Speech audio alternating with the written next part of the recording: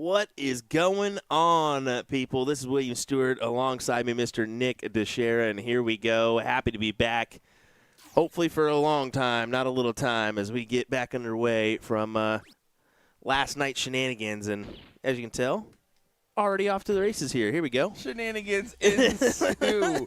We're looking forward to it. And listen, despite the spottiness of our internet yesterday, the matches we did get to see were absolutely incredible. Yeah. The people we've gotten a chance to talk to out there, absolutely wonderful. And you can look, everyone's having a good time. We're all laughing. We're all debating over here as all these players are sitting around circles. Kind of funny. Here we go. Off to the races here, Will. Looking forward to another day of coverage. Yeah, we've got Mike and Puckett taking on Ethan and Andrew. This is Mike, currently throwing. And then Ethan, I played him last night in the blind draw. Oh, yeah, you got out in the blind draw. I heard you didn't do as good as me. Is that true? Okay, well, it's a blind draw, so partner does help you there on the occasion from someone. Wow, blaming the partner. That's brutal. That's brutal. No, I had a decent partner. We just... I had my moments where I didn't collect, and same for him. And you had Brandon Parker, and you guys were on a roll, it seems. So, yeah, kudos to you for the third-place finish in last night's fiasco, losing out to Spellman when you pooped your pants on that one. I did. They were already beige, so it was very obvious of what happened. It was definitely present. It was definitely present. No, but hopefully we can give you this coverage for the duration of today's. I know that we did have the internet provider out yesterday to look on some things, and we thought we were good to go. And sure enough, consistent issues the rest of the evening. So, we've kind of done some testing this morning, and let's be fair, the outlook didn't. The outcome wasn't great, but we figured we know that we have a big audience out there. We're going to at least try to go live, see how long we can get. If not, we're going to resort to recording. So we've talked about in previous segments possibly getting a portable unit. Those cost a pretty good chunk of money, but at this point, maybe it's something that we need to look into. So we'll find out. And just remember, guys, if the stream ever does go down, it's because we hate you and we did it intentionally. That's it. No, not at all. Here's Andrew up at the line. We saw Andrew play with Matthew in the Pro-Am bracket, and I believe, if I'm not mistaken, he also made the finals of the singles as well. Yes. Yeah, he missed out to Vince R. in that one. Vince did best him. Yeah, Vince did best him in that battle. But, it should be a good day of coverage. We have, of course, a couple different brackets. We got a pro bracket as well as the open bracket here. As you can see in the background, Garrett Rakowski is in the mix today. Shrimp. We got Alex Spellman, of course, still here, and a few others. I mean, this is Wisconsin. We know what's going to happen here tonight, tomorrow, and Sunday, as we're going to get a good showing from those Wisconsinites coming in the mix. Well, absolutely is going to be the case. And the one... it is disgusting that no matter the turnout in the dart room, there's just so many talented shots whenever you're up north for a dart tournament. Oh yeah. Anytime you're up in this area, even in Illinois, they're gonna come in just herds from the Wisconsin area down to wherever that tournament may be. Andrew looking for a biggie. Oh, he tried to load it up there, switching to 19s on the last start there. I would have probably been more partial just for him to stay on the bowl, knowing how close the game score is here. But we'll see if that comes into play. Format that we are going to be looking at here for the men's doubles open bracket is going to be a best of 3, open in, open out, full bowl, cricket choice. Ricky Bobby, I don't like your tone. Well, I don't like your face sometimes, but I still have to deal with it every once in a while, like whammo and such. Yeah. Just kidding, buddy. Listen, Ricky, we love you. Even if you don't got what it takes to be commentator. No, I'm just kidding. I'm just kidding. All the love, buddy. Hey, I hope to see you in Plover. I should be out there. Well, I will be out there. I know that much for sure. So I'm hoping to see some familiar faces over in Plover. Yeah, we'll have another great event. I believe that's actually going to be 5 times this year that we'll be in Wisconsin. He said, take it back. Oh, that's all love, Ricky Bobby. Double 14. How about a 1-2-8 checkout? That's why he went for the trip 19. He knew he could pop 2 bowls there and then break a throw in leg number 1. Yeah, big hit there. That'll be 1-0. We do have another team already into what is it? The semifinals? I think that's Chris and Chad. Yeah, that's going to be the seat match actually. So Are you sure about that? Yeah. Okay, that's that. That's just that. Challenge displays it differently. Yeah, that's what got me. We are on challenge for our brackets, folks. So challenge. Don't challenge me on this. Oh my gosh, this guy. All right, so we're gonna drop some the organizers' information into the chat for you guys, so you guys have the brackets for the tournament. That's the best way to do that one, just because the organizer has all they kind of display it by that ranking. So you can see all the events for the Filthy Assassin Darts Throwdown, and including the invitationals and whatnot in different states through that link. So go ahead and do that one if you can. Alex Haynes is saying, when is Plover again? Early November? Yeah, that's correct. That's the first 3 days of November. Yeah, I believe it's the first, second, third off the top of my head. And Lynette Arrowwood tuning in saying, hey guys, I'll see you later today. We saw Lynette play. It was 3 Arrowwoods on the same Trips team that we got a chance to commentate. So Dan? Excited to see out here. Dan a part of that, I'm guessing? Yeah, exactly. So to be fair, admittedly, Porky and Mooney were on the mic, so I just remember it was the Arrowwoods versus the Indie guys. I'm pretty sure was the matchup. Yeah, there's some good people there. Excited to see you guys. Here we go. Trying to get these 18s done and dusted and really just kind of cruising along this leg so far. So now Ethan is going to try to get a foothold in, trying to make a little bit of a redemption for the 1 mark here. You don't need to overexert. It's so easy as a player to look at the situation saying, I'm down 2 numbers in points. I need to hit perfection. If you start thinking like that, you're just going to stress yourself out. Think, okay, well, let's get the first one and see where it goes. Now, obviously, you know your game plan to the board in that scenario. It's all 3 in the 17s. But the more you just kind of ease your shoulders a little bit and tell yourself, hey, let's just go ahead and tap the shot in, the easier it is to execute on that action.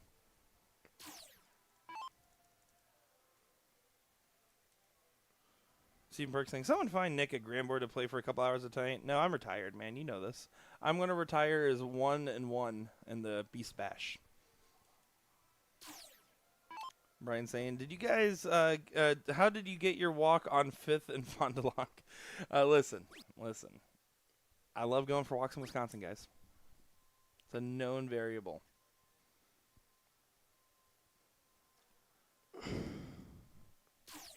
Lots of walks to be had this weekend, buddy, for you. With this nice weather? Absolutely. It is gorgeous weather here, and I committed to just leaving the window open at the hotel, I think. Oh, that was also for the smell.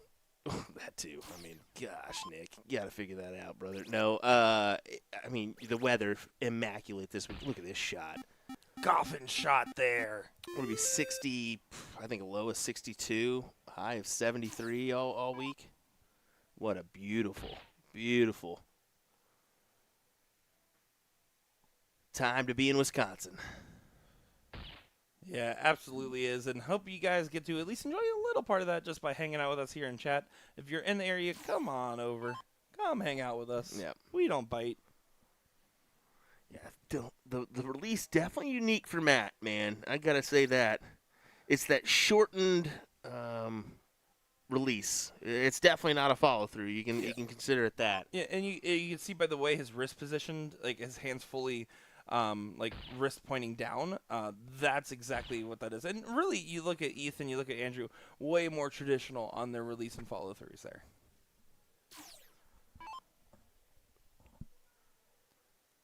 And you can see the early release there means he's kind of like trying to push it into place a little bit. You can kind of see his arm just goes a little bit more straight on out.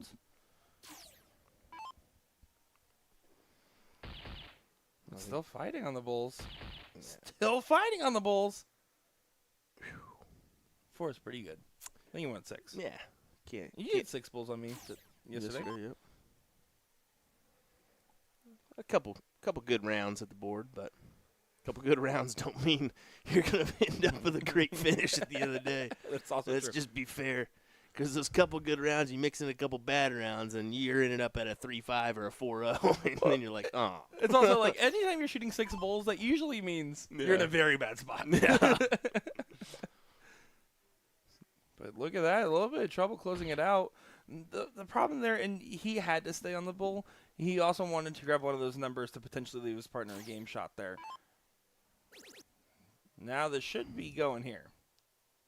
Should be going here. Doesn't go yet. So one of these two gentlemen need to hit a big run. Andrew or his partner need to just drill these bulls effectively and set up the other one for a big closing shot. That's a good shot. That is. People are calling for us to get a gram board tonight. Maybe we turn on the online setting for the old arachnid here. We'll do like an online doubles challenge. And again, I mean, we got a busy day ahead of us here. We got mixed doubles happening at 3 p.m. That's going to be 5:01. That's a pro, open, and 90 cap bracket. Then we also have 7 p.m. at open triples action.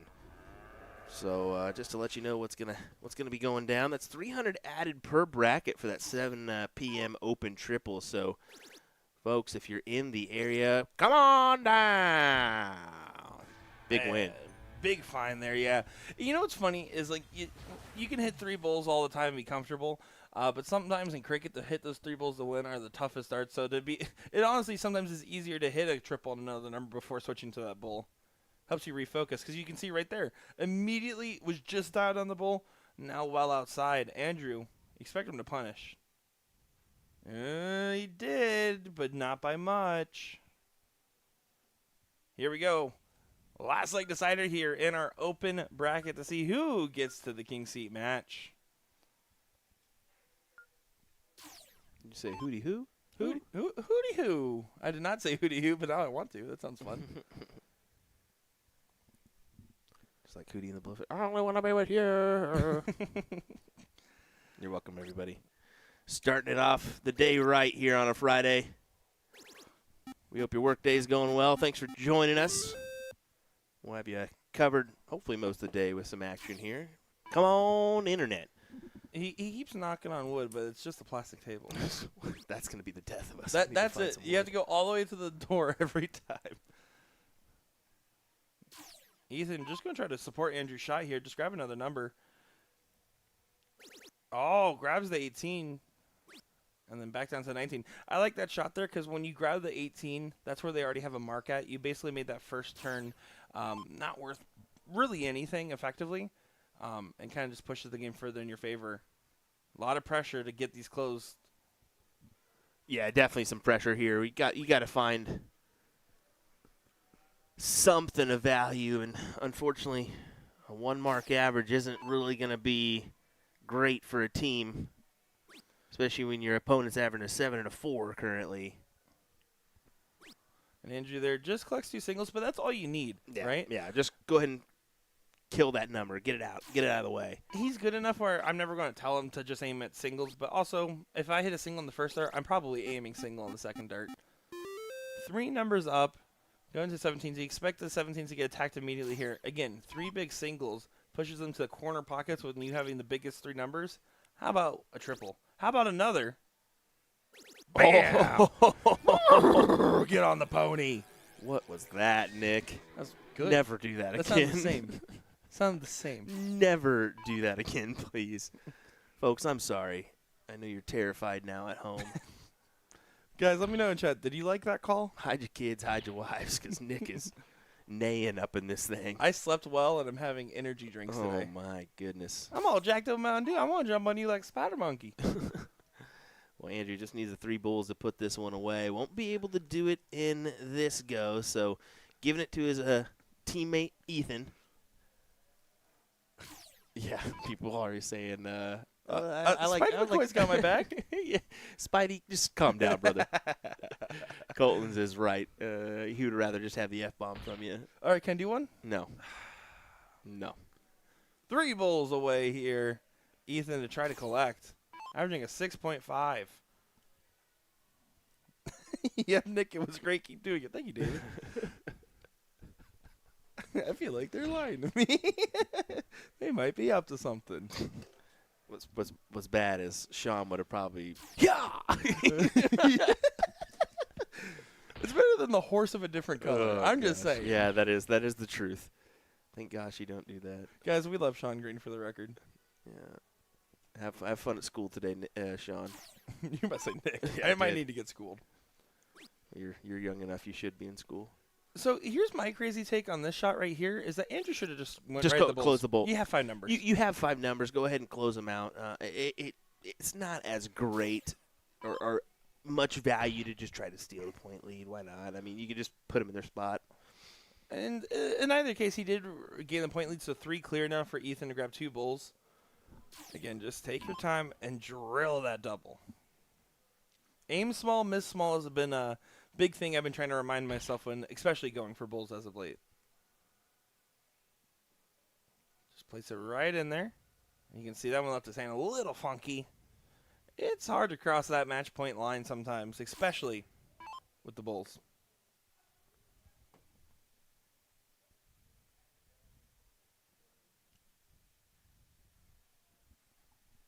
I'm thinking that's why. Oh, yeah. Yeah. We're gonna have to delete that For sure. Yeah. For sure. We do apologize, folks. Last night too. I want to mention this. We should mention it right after he hits this bull. There you go. Gets the job done. Does get it done there. So if you were tuning in last night, we did have something weird happen on Facebook. It looks like for some reason we stayed active on Facebook on 2 different feeds for way longer than we were live for.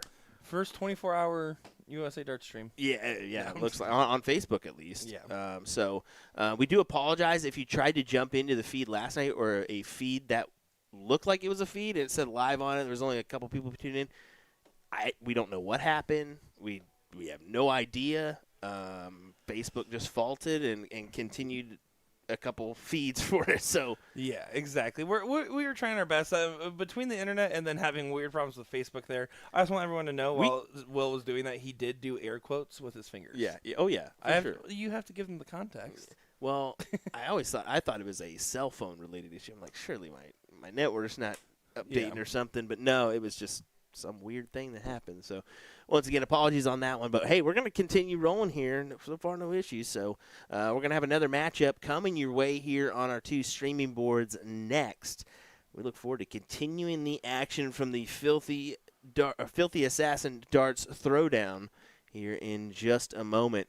Don't go anywhere, folks. William Stewart, Nick Teixeira, we got you covered with the action from Sturtevant, Wisconsin. Don't even try it. Boogity, boogity, boogity, let's go streaming. I thought you were going to try Sturtevant. Sturtevant. All right. We'll be right back.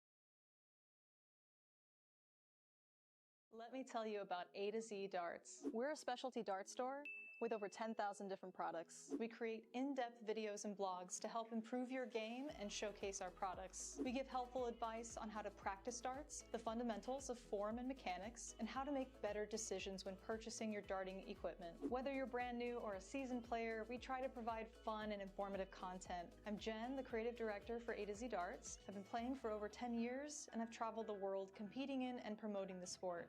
This is Will. He runs our live streaming company, USA Darts, and travels the globe as well to broadcast major darting events and interview PDC players alike. You'll find over 2,000 different sets of darts on our website. Guessing right now you're pretty interested in our resources? Learn about form, throwing mechanics, practice routines, scoring and grouping, checkout methods, cricket strategy, and much more. Visit a-zdarts.com to take advantage of our blog or follow us on social media at AZDarts today.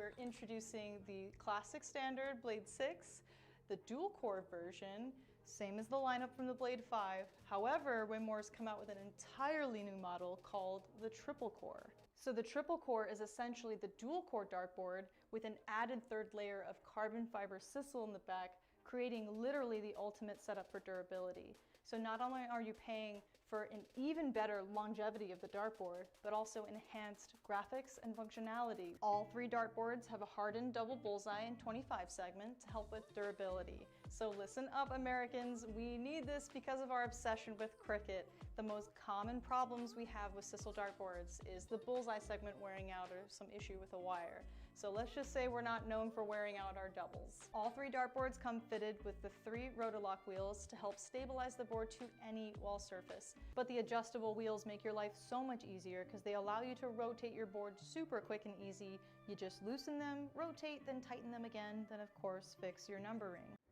Luke Humphries is the greatest darting force on the planet. Bullseye. Oh, we got one. Fish has been landed. We know he's too good. The world number 1, world champion. Incredible stuff. Let me tell you about A to Z Darts. We're a specialty dart store with over 10,000 different products. We create in-depth videos and blogs to help improve your game and showcase our products. We give helpful advice on how to practice darts, the fundamentals of form and mechanics, and how to make better decisions when purchasing your darting equipment. Whether you're brand new or a seasoned player, we try to provide fun and informative content. I'm Jen, the creative director for A to Z Darts. I've been playing for over 10 years and I've traveled the world competing in and promoting the sport. This is Will. He runs our live streaming company, USA Darts, and travels the globe as well to broadcast major darting events and interview PDC players alike. You'll find over 2,000 different sets of darts on our website. Guessing right now you're pretty interested in our resources? Learn about form, throwing mechanics, practice routines, scoring and grouping, checkout methods, cricket strategy, and much more. Visit a-zdarts.com to take advantage of our blog or follow us on social media at AZDarts today.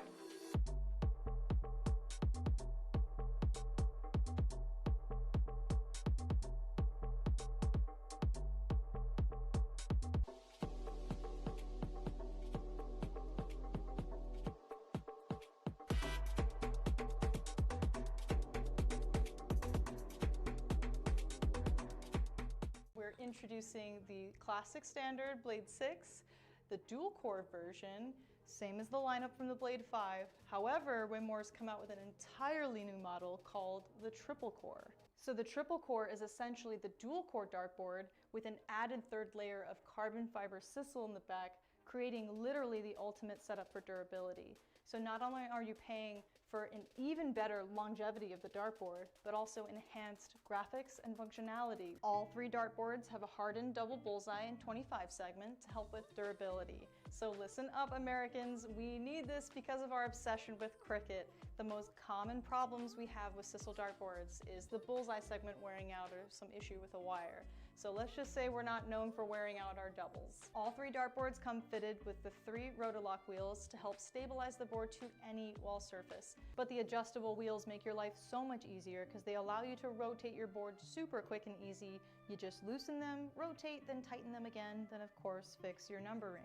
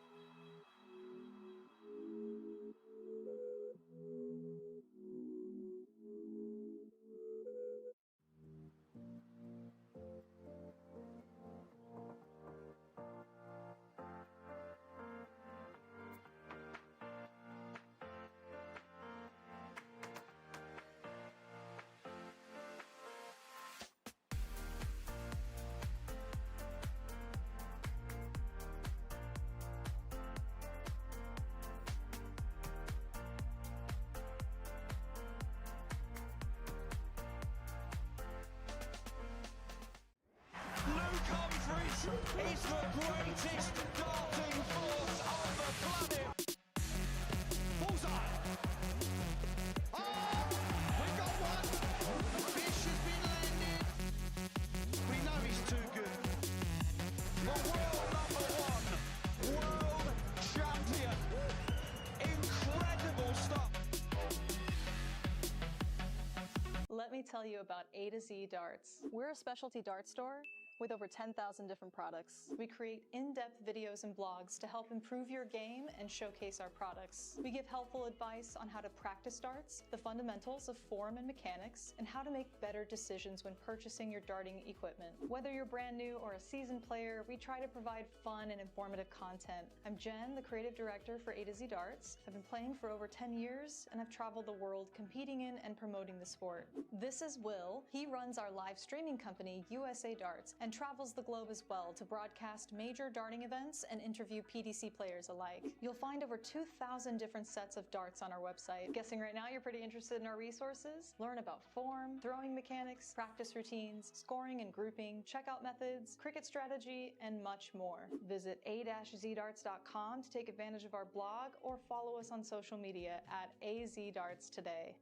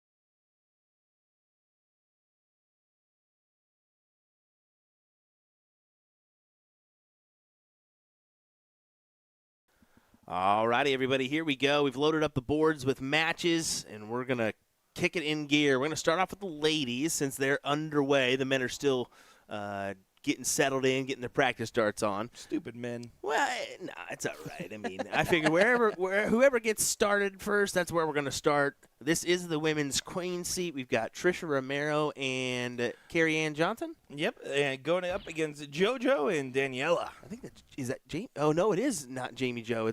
It is just Joe. Mm-hmm. I thought, maybe we get Jamie again from last night, but here we go, folks. Starting off with the ladies' queen seat. You gotta love that. Yeah, this should be a great matchup here. Of course, love to have the ladies on our live feed as, let's be honest, way better to watch on the dartboard. Those men, who cares about Karolkowski, Alex Bowman? We want to be fair and honest. I mean, and it's not a bad thing.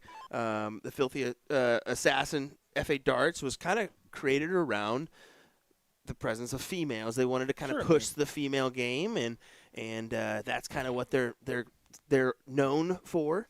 So I do believe we're going to see a good amount of the females on the stream this weekend, which you got to love.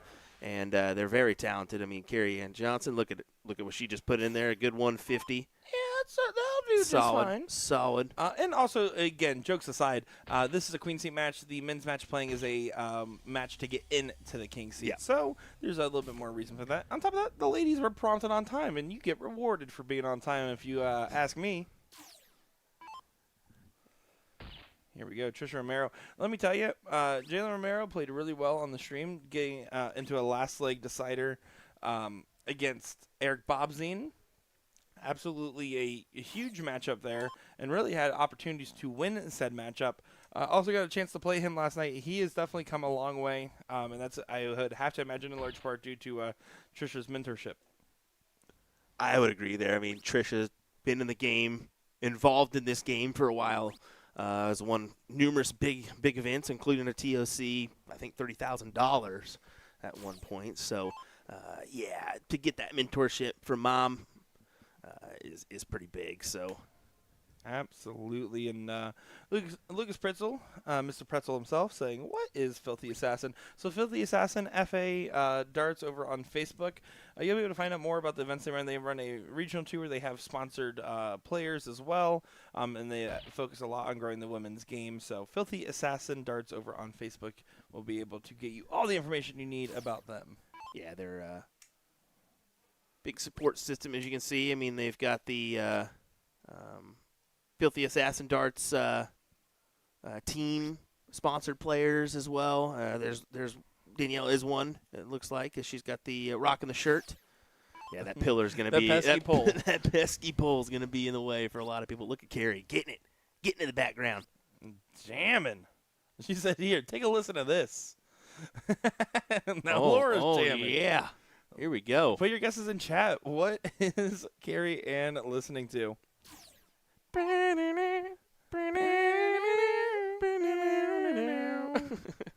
If she's listening to Kenny G, that would be fantastic. Honestly, that's baller. Some of the stuff that people listen to in their headphones, like, and this is actually a semi-serious discussion, is as a player, when I did listen to headphones or put on music in the bar, I always want something with like a high BPM. I wanted to keep my energy up, my movement up. Some of these players are like listening to like some really slow, methodical country sometimes. I'm like, come on, guys. Brandon says, my neck, my back. That's good. I can't. No, you can't. You can't. I almost had another hot mic. Look at this. Another hat trick here for Carrie Ann. Yes, it is. 2 hat tricks for her. Now, I want to caveat off your what is Filthy Assassin. What? Best of 2 legs? Oh, sorry. I don't know how to read. Yeah, best of 2 legs. I didn't say it out loud. Okay. Why are you saying it out loud? Yeah, because I got to point it out. I didn't say it out loud. Nick just looked at the best of 3 and goes, 2, right? I'm like, yeah, race to 2 if you want to do that. Well, you had it on race earlier. No, I did it. Yes, I you did. did. It's only best. I've only had it on best this whole time. No, that's not true. 100%. It's not true. Go look at it. 100%. Pull up the tape chat. Okay, anyway, so Filthy Assassin Darts, that's actually, Filthy Assassin was a nickname for Lori.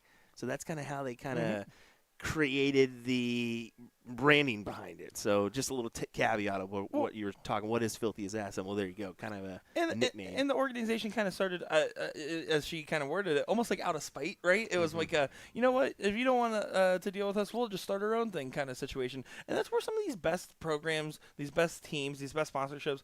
I know you look up north. There's so many of these. I wouldn't call them micro teams, but like there's these dart teams popping up more and more, right? You got Impulse Sports, you got Filthy Assassin, you got Revolution, you got all these, especially in like this northern Ohio, Indy to Wisconsin belt area over here. No, just all on just top of all countless over. others. Just all over. They're all over. Oh my goodness! Oh, fantastic stuff. 12 darter and no 13 darter incoming though. That is massive. Still fantastic shot. Yeah, it's beautiful, beautiful darts there.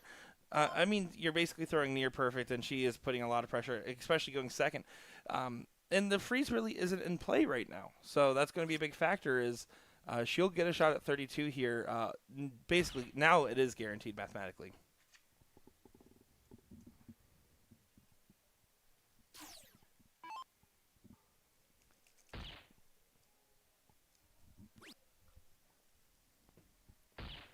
And does leave a finish there for Romero. And really, her only goal is to get down at this point. You expect the partner to take out 32. The freeze is now mathematically impossible as 180 does not get low enough to get below the 156 margin for Team A. Did you say get low? Get to low, the window, get low. to the wall. Till the darts drop down the hall. Come on, that's what Carrie's listening to for sure. A good hat trick there, though. Keeps the run alive here. 32. Kind of has to go now, or else 109 will get a look. I think it's going to go first or second dart here. I mean, it is open out, too. So just a reminder on that one. She'll go inside here. One more of those. Oh, there's the double. And we mentioned that yesterday. That's the pesky part about single out is you can kind of almost be too determined on these singles, and then all of a sudden you hit a single, and if you just go a little bit outside, a little bit inside, you find the triple or double, and uh-oh. Well, now it needs to find the bull. To the trip 19 to save the leg. Right on the wire, and does a full 360. One hole out. And now Romero, right? I mean, 156. You're thinking, if anything, I'm telling her go hat trick to leave 6. I play for a freeze here, or you can't. You couldn't even go for a hat trick there. You'd need a 151, because 6 would not have froze. But does not matter. 1-3-1 is now the look here. Yeah, admittedly, I messed up last night on the old freeze rule. I had a 6 darter. I was looking at a 6 darter. I hit the fat bull. Left myself in a tough position, so I tried to hammer it in there, missed, left myself 85, and I went right at the trip 15, banged it in there to leave 40, and I instead probably should have looked at trip 19. Well, I think one of the funniest things I watched you do while playing in 01 in general was you were in a tie-breaking leg in Fat Bull open out, and you hit bull and you needed double 16, you hit single 15, you need 2 16s, and the first one went inside, and you just threw the single, and you were mad that you had to throw the single. You were upset. You're like, I wish I didn't have to do it like that. Yeah, I was up. I turned around. I'm like, sorry guys. Good Look at stuff. That. Good recovery there, and what ended up becoming a lot dicier of a situation, a potential 12 darter turned into a 16 darter. And that's a difference maker in some of these scenarios here. Hey, she gave herself a little bit of time to hammer that in there, and sometimes time is all that you need, and she was able to put it away here. So we will move into the cricket side of the game. And the same for the men. I'm just kind of looking at that match. They are underway, and they've got a pretty good little scoring margin going here. 240 plays 304, but they're still hammering it out on the 20s and 19s there. So yeah. we're just gonna keep it right here with these ladies. I mean, it is a Absolutely. queen seat match. I guarantee we're gonna see a lot more of the. We're gonna have a lot more matches coming your way. It looks like. So one of the things I wanted to bring up here, because you look at Trisha Romero and you look at her CV, and she has accomplished quite a lot in the females game, in her stint of playing. You and I, we kind of got into darts. I mean, really, quarantine darts is where you really started taking away with it. And I started about a year after that in 2021. We look, and of course it's easy for us to talk about these females that have been making waves as of late. Your Cheyenne Richards of the world, your Caitlin Myers, your Taylor Thaxtons, right? But that was road paved the way by your Trisha Romeros, your Paula Murphys, your Lisa Yees, right? The women's game has just been progressing to a point where you're seeing so many high-level talents. It's not just the same one or two. You even go before that. I mean, you had some significant players back in the day that, Stacey Bromberg. Yeah, exactly. That's the one really name that you throw out there. But there are so many others that was just before our time, and we can't even rattle off those names. But I've heard of them before. Like, oh, you didn't know this lady, or you didn't know this lady that really could play well. But now we're seeing a shift in the ladies' game. I think especially in the last year and a half. We're seeing the averages really start to climb, even if it's just 2-3 points here. But really, the increase on attendance is what I'm thrilled about. These tournaments, you're talking which city had a great turnout for the ladies, and even other events. I mean, you just look at it. It used to be 25% of the male attendance. Now it's getting closer to 35 or 40% of the male attendance.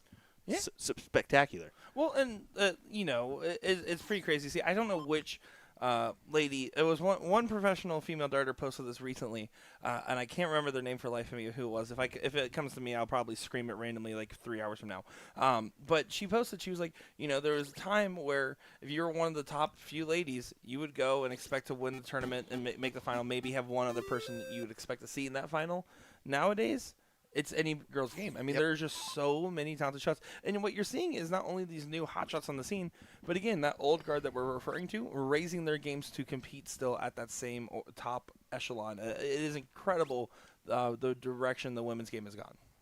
So Gary Ann Johnson with a good 6 mark in that previous round. Put him at 218. So this kind of enables Trisha to take that look, and she took on the second dart. Got to go back with a third. I was thinking either second or third.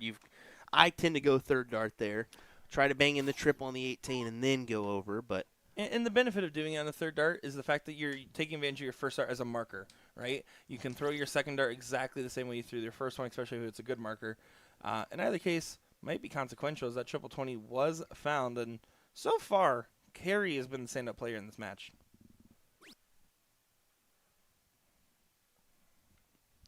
Carrie's trying to carry. Although Trisha's doing more than her part as well. Oh, Trisha, yeah, definitely. Trisha currently throwing a 4.33 in this league, leading the pack. Look at the averages across the board. 3.5, 3.33, 4.33, 3.67. So,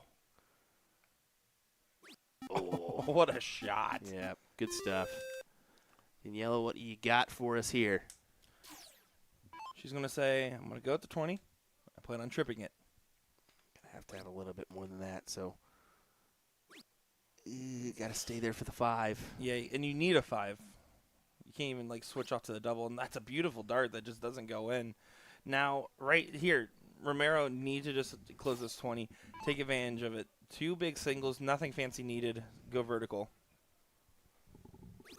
Once again, folks, thank you for choosing to join us today. We appreciate it. How about that, Trisha Romero, an 8 mark? Fantastic. She gives just a little fist bump there at the very end. That's going to almost lock them in for a win here. Yeah, that's a massive shot. As Jose says, any draws tonight? There was actually the blind draw last night. You're talking to Mr. Third Place right here. But there is open trips. Yep. So the next 2 nights will be triples. So open triples tonight and then women's and men's triples tomorrow evening. So, I mean, the Sunday lineup, I think it's an invitational at 9 a.m. The Bring Your Own Partner. The Bring Your Own Partner could get interesting here, especially with the team cap at 130. You know that means that you and I probably fit. We're really close. You're like a 40, right? 45? But I have no idea how soft tip averages work, by the way. Yeah, you're like a 2.5 and a 20. You're about 45. Yeah, but to say that is not going to be how it is. It is kind of funny. I just don't play the only one event I've played in tournament-wise in soft tip other than like blind draws and stuff. Yeah. Would be Shark Tank in 2019, and yeah. We'll Didn't have to figure out averages in that one. We'll Open. We'll find a weekend where we're not traveling and super busy, and then travel to a tournament just to play. We need to. I'm looking forward to maybe doing a bullshooter event. Yeah, and trying it I'm playing out, in the so. Buckeye Open to try it out. Support Gordon Dixon, There you go. one of our coworkers that we work with. You with the CEC, me with bullshooter. Yep. Tell you folks, there's going to be moving forward. There's going to be 3 to 5 events per weekend. We're surprisingly close to having 5 to 7 days of dart coverage. I mean, between also the CSC Challenger Series, other talks that we're talking about for a potential Tuesday live stream, and then all these Thursday through Sunday events. I mean, it is scarily close to the fact of like we're like, all right, well, bye free time. This is entirely what we do now, in the best possible sense, and we're honestly humbled at the opportunity. Carrie just needing the 2 to put this one away. That's one. There's 2. A 4.07. Trisha with a 5.0.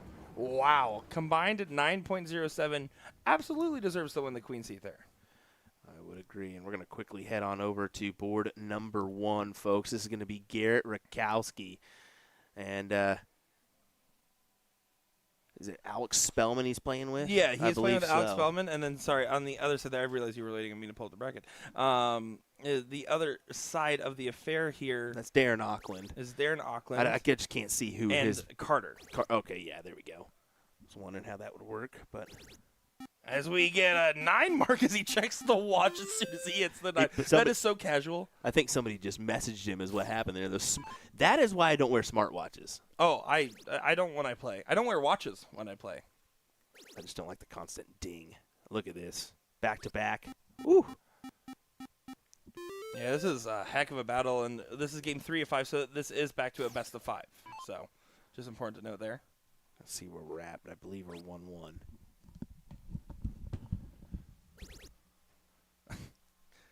Well, John, you're in the wrong. That's a different company doing that stream, unfortunately. Just stay right here. But why don't you just hang out with us? We're having a great time over here in Sturdivant, Wisconsin. Garrett Rakowski grabs the 18s. Grabs the 18s again, over to 19s, and finds that 9 mark there. The bullet fires away. So now Auckland's coming up here.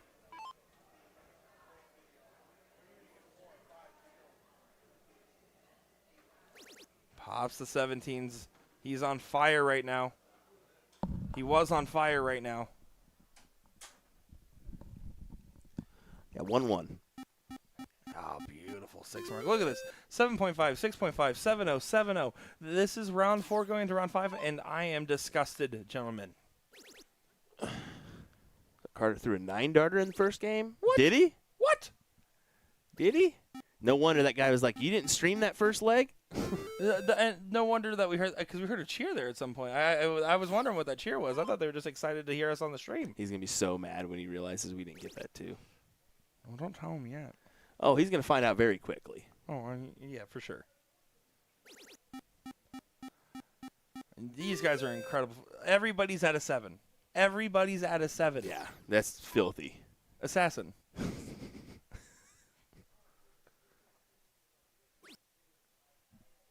And does get the close back on up. And that's a little bit of an opening. Down to a pedestrian 6.0. Now I'm actually very upset if we missed a 9. The clips we could have got. Yeah, but again, Queen seat match versus a semi. you know, we're going to provide you coverage, guys, and it's not right just to be like, oh, these guys, yeah, let's go ahead and put them on. Let's. If you guys are upset that we didn't catch the 9, everyone tag Sean Green and let him know. God, that's not even here. Oh man, that's brutal. Spellman, you expect him to run away with this opportunity. He's going to try to. More of a brisk jog now instead of running away.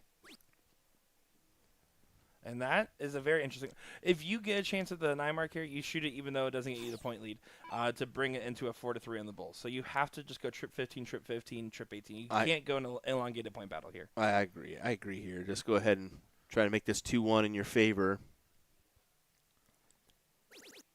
Oh, that's a good one. He can stack right on that dart. Oh, but it pulls a little bit to the left. Cody, shouldn't we say, how do you fellas like the maximum precision lightning jersey? Well, we like Magic wear around here, but whatever. Listen, dart jerseys are dart jerseys. It's always going to be up to preference. Support the companies you like.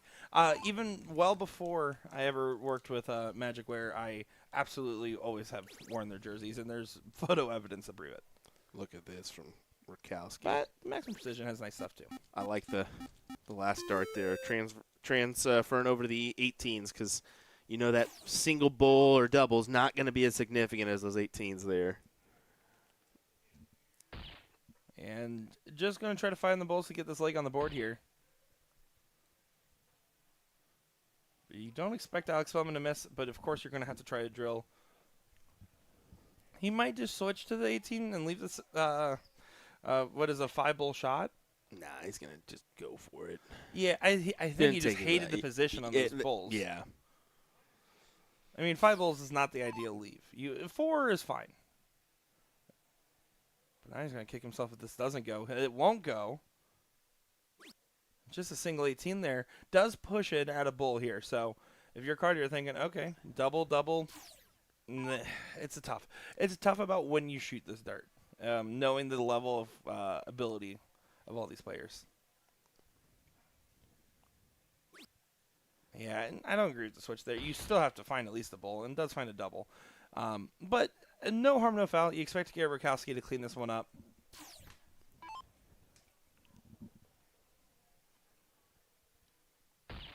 I did before they started this match. I did try and Garrett Rakowski's glasses, and I could not see the board with how bad his vision is. That was terrible.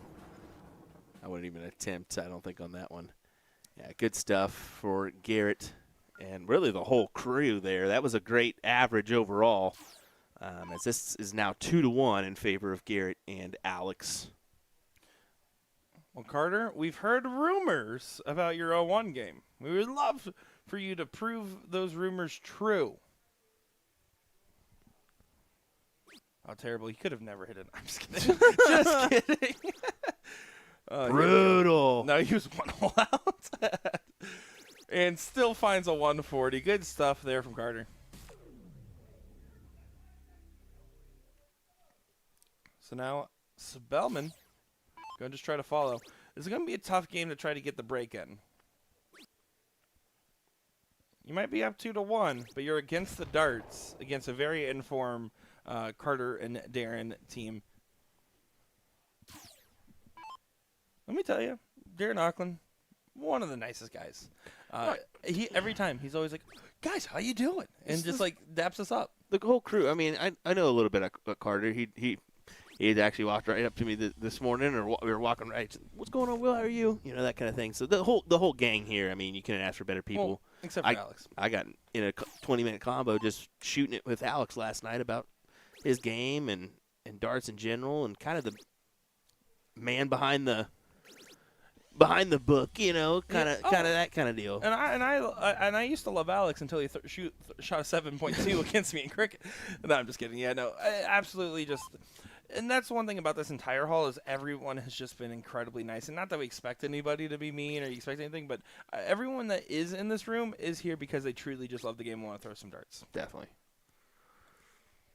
Well, Carter put himself in a good spot, but if Spellman can put in a 140 here.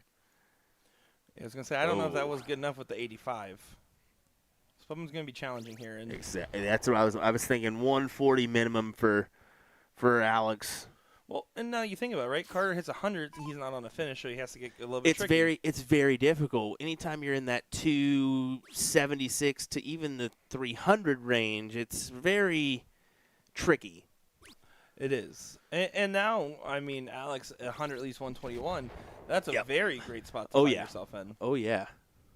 Garrett's going to be on support duty here. He's going to focus on keeping up his scoring power here, knowing that Alex Feldman's throwing just fine going first at the moment. You got to think he's got to convert on at least a ton or a 140 here as well. And there you go. Find it with the last at least. And that's enough. Keep ahead of player 4. Player 4 in this occasion. It keeps the freeze out of range. And that's all you're really thinking about right now. If someone has a big misstep, then you're thinking about how can I set up the freeze. And that's why you also see a lot of players that typically like to move around and do more optimal setup and board management stay on the 20s, right? Is because they're focused on just the power scoring. That's when you have a freeze rule format, it's all about power scoring. Alex Spellman want to take advantage of that dart. Should still be able to sneak one in there. But he kind of overcompensated that last one. He's not going to be happy with it. But 121's more than okay, especially with Carter sitting only at 176.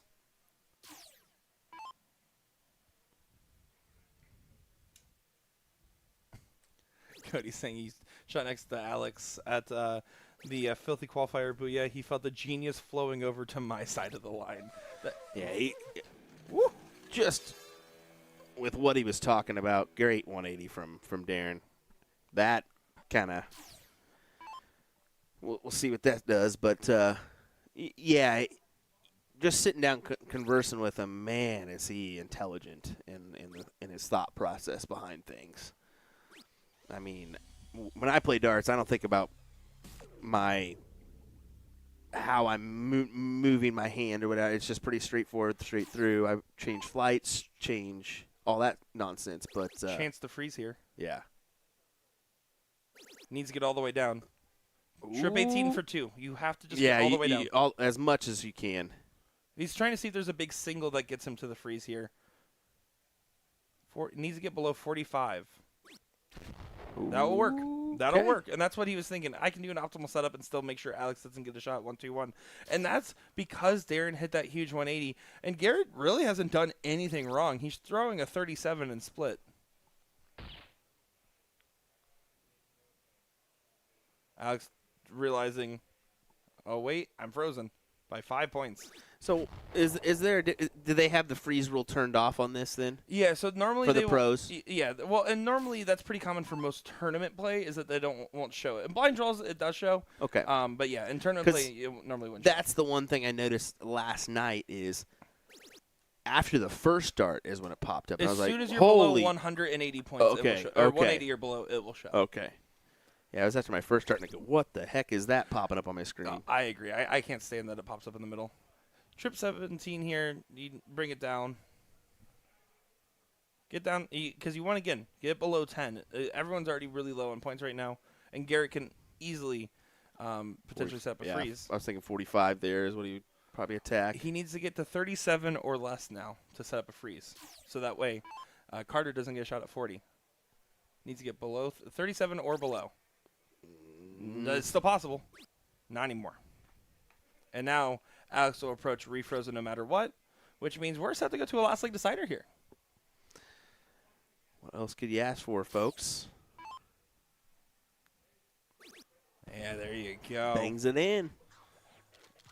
And you can see Garrett frustrated himself, but also not going to really be simmering on that one for too much. Yeah, I was going to say, freeze doesn't even show up in league either. Like when I play in the PVD leagues I play in, it doesn't show up on there either. And then that's what it's kind of. That's why last night I was like, "What the heck is this thing?" You know. Yeah, I personally I don't know. Here's the thing too. I'm really bad when I'm playing Dart League, and I know I'm frozen. If it's Dart League, I just take it out anyways and point at my partner and say, "Come on." Kenny Doyle taught me that move. Come on. Because it just ends the game, by the way. And this is a good opportunity. Tito asking, how does freeze rule work? If your partner's score is higher than the other team's combined score, you're not allowed to win the game. Yep. That's as easy as it is. So if your partner's at 360 and the other team is at a combined 350, you're not allowed to win. Yep. I like that. If you do win, it ends the game. It's not a bust. It ends the game for the other team. Yep. So it automatically goes to your opponent. That's why it's funny about the Kenny Doyle just hitting it and, go ahead. Well, especially in Dart League. Dart League is really just practice.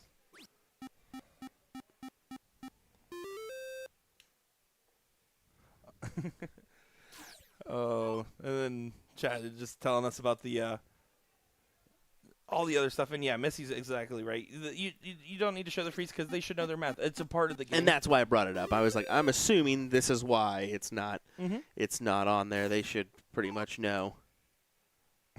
Austin's like, yeah, whenever Nick freezes me, I just take it out and have to tell him, yeah, that's fair. That's real. He's done it. Folks, once again, thanks for joining us. We appreciate it. This is your Filthy Assassin Throwdown Pro Men's Doubles event here. What a 9 mark from Darren. And we saw an incredible cricket performance from all 4 players in the previous leg. This is going to be really tough and kind of a cause for concern here for Garrett and Alex. Definitely so. I mean, you're going to have to scramble and find a few numbers, and this is not helpful at all, Garrett. And that might be the moment right here. Carter, if he grabs the 18s and one other number, it's almost guaranteed that they're going to win the leg. Would you consider this an upset? I think people will. I don't think I do. Don't lie. Don't lie, Nick. No, that's real. Don't lie, that's Nick. real. And can I justify my answer? Is that I know Garrett has a lot of personal family matters that he's been focusing on a lot more lately. Hasn't been on the board quite as much as he would like to. And, yeah, I mean, don't get me wrong. You're underdogs if you're going against Alex Spellman no matter what the combination is and if someone as accomplished as Garrett. Carter and Darren absolutely have the games. So would I call this an upset? Probably not. So I think people outside of Wisconsin, 1,000%, this is an upset. For sure. Inside of Wisconsin, they're thinking, okay, we know what we're capable of. Exactly. Because I've always mentioned, here in Wisconsin, your level 1 competitors can get beat by a Division 4 opponent at Whammo singles state. I think so. I just know so, honestly, because that's You're just not wrong. the small discrepancy in averages. You are not wrong. As we have a couple of viewers tuning in across the world. We got one tuning in from Berlin. Well, hello and guten Tag. Yeah, Detmar. Love that. Garrett trying to get a recovery round in, but it might be too little too late, even with perfection and finding a 3 in the bed.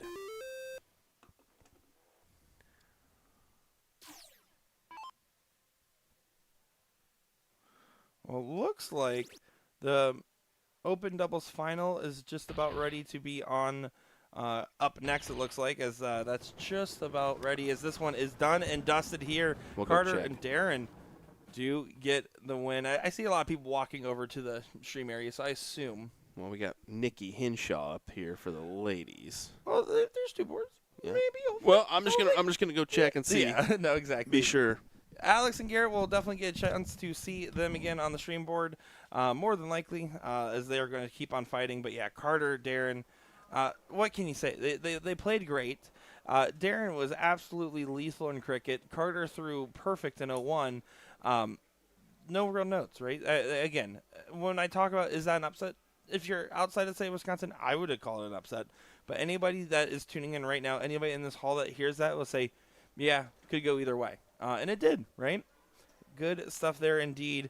As now Carter and Darren will move on to play Jeremy and Brandon in the seat match here. And that should be a phenomenal matchup. Really looking forward to seeing that take place on our main board. You can see Nikki Henshaw loading up to the board over there.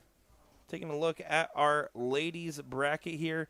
That is going to be the 4th place match of Nikki and Lori versus Birthday Weekend. Surprise team name appearance. And then the winner of that will play Joe and Danielle that we saw earlier. And then Trisha and Carrie Ann sitting in the seats there. And David Collette said it best.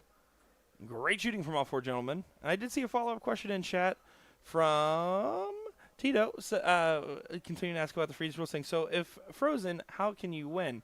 So again, your partner's combined score is higher than the combined score of the other team. When that happens, the only way is for your partner to get below the combined score of the other team. And that's going to be the only way to get out of that situation. So typically the person that froze you is also the one that will then have to win the game. Nick.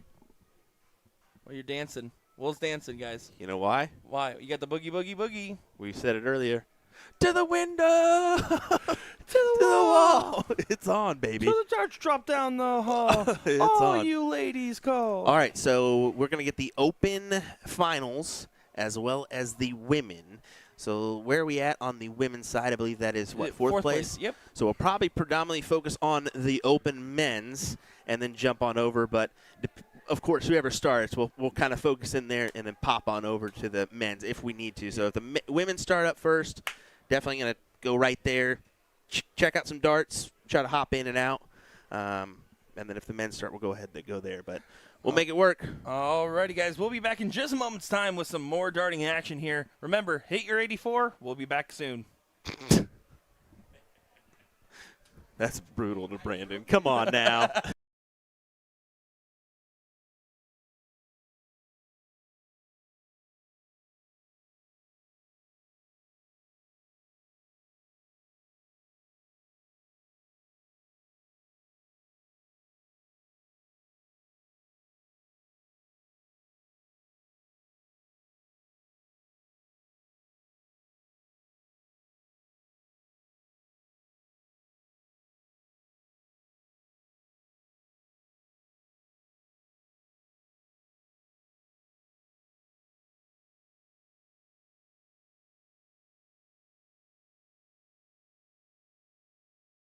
Let me tell you about A to Z Darts. We're a specialty dart store with over 10,000 different products. We create in-depth videos and blogs to help improve your game and showcase our products. We give helpful advice on how to practice darts, the fundamentals of form and mechanics, and how to make better decisions when purchasing your darting equipment. Whether you're brand new or a seasoned player, we try to provide fun and informative content. I'm Jen, the creative director for A to Z Darts. I've been playing for over 10 years and I've traveled the world competing in and promoting the sport. This is Will. He runs our live streaming company, USA Darts, and travels the globe as well to broadcast major darting events and interview PDC players alike. You'll find over 2,000 different sets of darts on our website. Guessing right now you're pretty interested in our resources? Learn about form, throwing mechanics, practice routines, scoring and grouping, checkout methods, cricket strategy, and much more. Visit a-zdarts.com to take advantage of our blog or follow us on social media at azdarts today.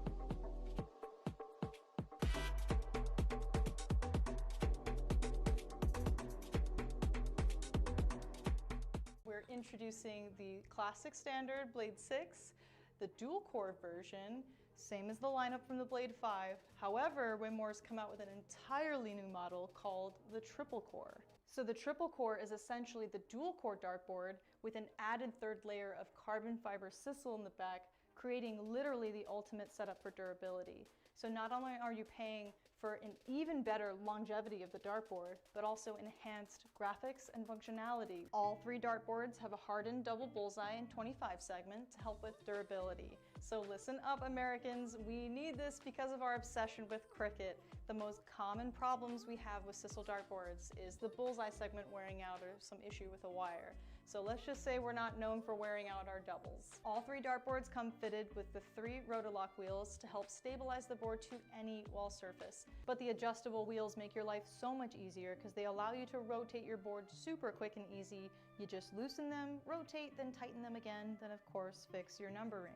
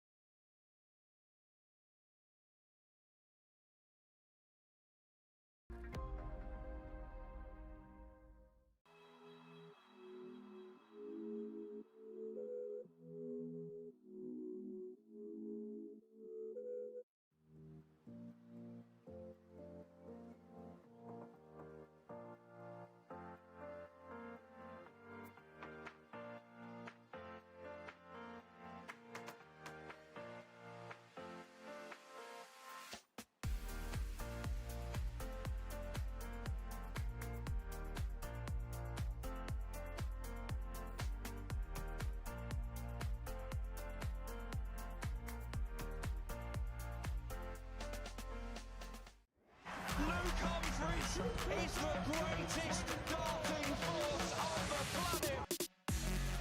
Bullseye. Oh, we got one. Fish has been landed. We know he's too good. The world number one. World. Alrighty, everybody. We do have the men's finals coming up, but these ladies are going to start off first because they are up and underway. So that's where we're going to start off as well. And if Carter and his partner would have just hurried the hell up last time, we would have got their 9-darter. There's been 3 now hit this in the first 2 days, by the way. They told me that there was 3. That was only one in the stream board. Who hit the other one? I know Alex. Alex hit 1, and then I got to see who the other one was. But they said that we're now at 3 so far in the first 2 days. So I know that Alex Spellman went 16 darts. Perfect. Whew. He hit a 9-darter and then went 7 darts into a 9 in the next game. So I definitely pulled out my phone once he hit that next 180. I was like, oh, if he gets this, perfect. But that did happen off stream, unfortunately. But, yeah, I mean, it's one of those things. That's the downside of doing 2 boards is if you fill them both, you're going to miss something. And, unfortunately, we did miss that. So. Yeah. Sorry, Carter. We do, unfortunately, apologize for that one. No, it would have been a heck of a clip to You put should out. have been on top. He started yelling at Derek because Derek was the one that held it up about 4 minutes. So, no, this should be a great matchup. Let's talk about the ladies here. Let's talk about what we're looking at, right? This is a 4th place matchup. Nikki and Lori playing together against Birthday Weekend. That's going to be Laura and Becky Najedlow. And I got to watch Becky for the first time in Rockford, actually, in her Queen Seat match against Laura Lyles, the happiest person in darts, as you'll see that video on Sunday for context. Yeah, let me tell you, all these ladies are very, very talented here and have some great ability. So we're going to keep you updated on this match. We will say that the finals of your open bracket is getting underway, so we're going to hop right on over there, folks, and get underway with this one. We got Chris Hopper. I played with him yesterday in the blind draw, and Vince Roy here. Yep, and that's going up against Chris and Chad in this one. So Chris and Chad, Chris Hopper I just mentioned. So it'll be Jay and Vince. Oh, there we go. Yep. Who played yesterday, I believe in that 3rd place match, if I'm not mistaken. Yeah, this should be a good stuff indeed. Looking forward to it because, honestly, the men's open bracket, there's going to be a good variance here of what we expect to see. There's going to be moments where these players are absolutely playing near perfect, especially in Fat Bowl, and then moments where they might fall a little bit short. It's going to be the nerves of the moment to see who comes out on top. Kelly Kish saying, Laura Lyles may come to see you tomorrow. Let me tell you, Laura came up running to me and Sean. Oh, my God, it's so nice to meet you. She's literally the happiest person in darts. And if she comes up tomorrow, you have to meet her. I'm telling you, we became fans. Because, again, Laura Lyles played Becky Jedlow in the finals out there in Rockford. Or Quincy, excuse me. Is it possible to use USA darts for one board? I mean, yes, but at the same time, then people are confused on where to go. We're getting to the point where you're going to have a board 1, board 2 stream potentially in the future. But no, it's about finding a good balance, right? It's about just trying to cover as much darts as we can. Yep. The idea is 1.5 matches. Cover 1 in full, and then whatever's left over, the other one. Yep. That is the logic behind it to give us best opportunity. And usually we try to cover a match in full, and we value positional place as well. So this is the finals. The other one's a 4th place match. Exactly. That's where we can kind of consider the difference too. So that's why we hopped from the ladies, respectfully hopped from them to this final because of their 4th place position right now. So final should take precedent.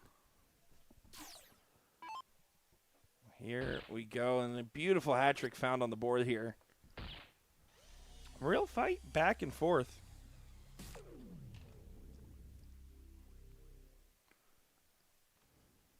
Vince here. He ended up winning in that singles. It was the open singles. He ended up winning that Double dip. by a double dip, and his bowls were absolutely incredible during that. I was playing in the blind draw last night. I turned around and said, "I just want to throw bowls like Vince," and he just started laughing behind me. He was catching a heater there. course, I do want to shout out, as you can see here in the background in the match that we partially covered there, Lori Simpkins. Yep. She's done a lot to help us get settled in. Despite all the issues and everything, she has been wonderful. AKA And the filthy assassin. The filthiest of assassins. So big shout out to her as well. I want to be like Vince Roy when I grow up. True. Does get to a 159, which is a finish. And let's be honest, player 4 currently sitting all the way back at 343 right now. I mean, there's some potential freezes going on here. And that's going to be what you're playing around right now, is just trying to set up a freeze. Hopper does get to a finish. Will he get a look at it? Vince here, 2 bulls. It puts on so much pressure for player 4. Just want to go ahead and say this. Vanessa Talks, how'd you do in the LOD? Shut up, Vanessa. Yes. Shut up, Ness. That's why you're my favorite. I love you. Look at that. That's a beautifully timed hat trick there. Incredible. Incredible. So now all the pressure here, because more than likely the 86 is going to get frozen. The shock needs the smock. Is that what it says? The smock. I thought it said the shock at first, but now it says the smock. Interesting nickname for sure. I don't even know what smock is. Oh, and yeah, that's not going to do there. As now the freeze is already on, so therefore 86 can't go. Meaning you can shoot at this 159 if you want to. I don't recommend it. I that's exactly what I would do. I would just go for the bulls here, continue to bring it down. 82 is fine because that's a bull first shot. 86 can't go. Expect to get to about 10 or less, considering it's open out. Smock's his last name. So we don't get that actually. We don't get the on challenge. It doesn't say their last name, so we don't get that side of things. So that would explain it. There we go. There you go. Thank you. Appreciate it. Well, so then there must be other smocks that he has to differentiate from. That he's the smock. Yeah. Don't be giving the ... after us either, David. Jeez. Nah, it's for dramatic effect. Yeah, no. It's for dramatic effect. Rightfully so. Cool. And to be fair, we Look should. Look at Jay back here bobbleheading it for a minute. Oh, Vince Roy goes hat trick at 118. Bada bing, bada boom. I like it. 1-0 in favor of them. Here we go. On to the game of cricket here.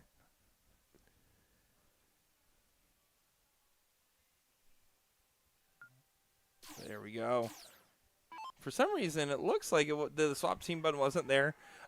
Because it is a best of 3 that we're looking at here in the open. Oh, yeah. Calm down.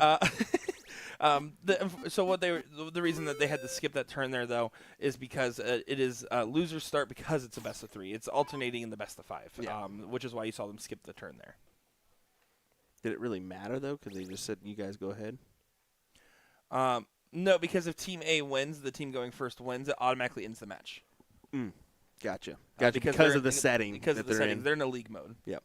I forget about the Team A, Team B. I just see the player 3 and player 4. I'm like, does that really matter? Yeah. To be fair, admittedly, it's kind of interesting to see it set up in league play but not have the names in. Normally, if you go through that effort, you also have the names in there. But I think that there was like a quick refresh of how the league leader was designed. So, yeah, nothing too crazy there. As Vanessa does give us an update, 1-0, Nikki and Lori. So sweet. That's what I was just looking at. I was looking at the other score line. It looks like it just started on cricket.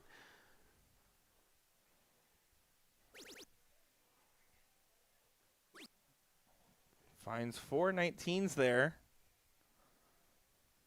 But Hopper, what you got for us? 2 19s. And see, I would have just preferred a more, if you're going to, especially because he shot the last start of the 19, single 20, single 19, single 19.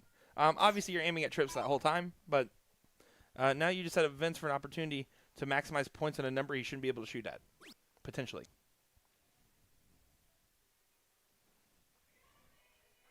Yeah.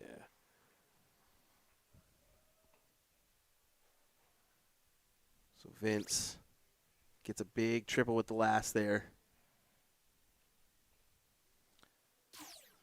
So Chad,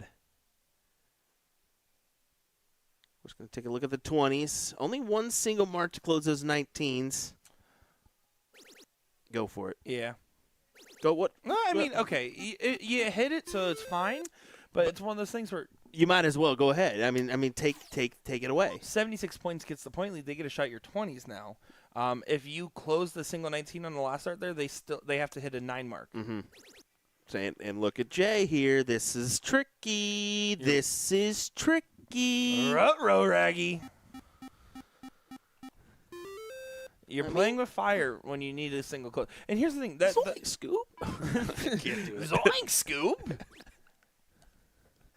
Yeah, there's the 19 popped and does regain the point lead. That's a must-hit last start. Yeah. Because to do all that work to not have the point lead and the close would be a little devastating. Kind of playing with fire there in that last one where he didn't close it and almost caught up with him there. We've got some gasoline thrown on it. And Jeff McMammal saying afternoon, gentlemen. Well, afternoon to you, Jeff. Yeah. Hope you're doing well, buddy. It's actually only 20 minutes afternoon here, so I don't know if it's appropriate to call it afternoon yet. It's like by technicality.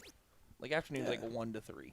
Get out of here. No, It's like 1 to afternoon 3. is after 12 o'clock. Yeah. Afternoon. You're talking to a guy that doesn't wake up till noon, at least outside of events.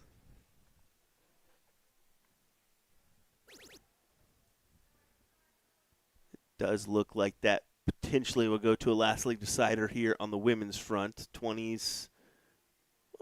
20s and 17s still open for the team that's one down. So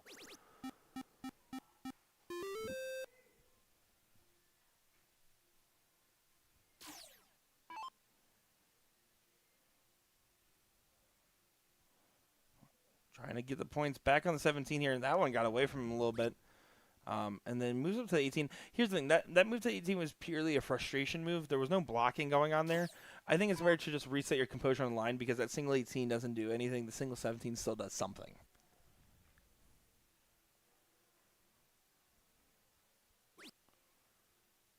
But no harm, no foul. And I really think in that scenario, just given the fact that Vince and Jay already have the game on the board, it's okay to play a little bit more conservative for Chris and Chad. Like, they could have just popped a trip 21st and, or stolen the 18. there you go. Those are two biggies. That is a huge shot.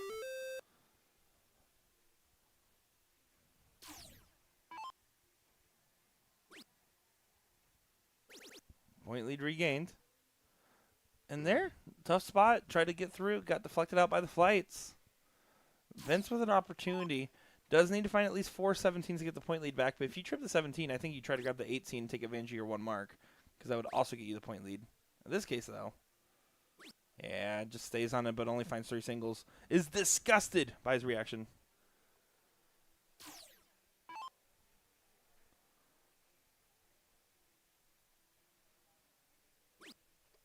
Katie says, switch to the women, guys. Katie, respectfully, this is a final. This is a final. Like we mentioned that before. The ladies is a 4th place match, so we're kind of keeping people in the know on that one, what's going on over there, and we understand. No, We're gonna try to. She already said. She then immediately said, "Never mind, championship." yeah.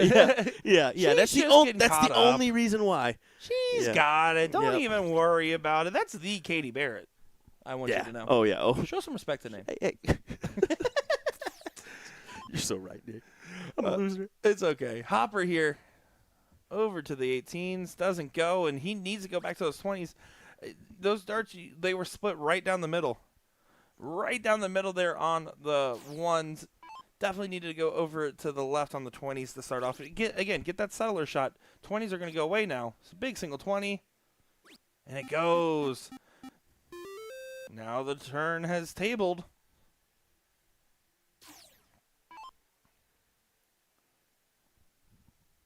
Chris and Chad do have the advantage of having the seat here, so if Vince and Jay do win this set, they will have to still win another.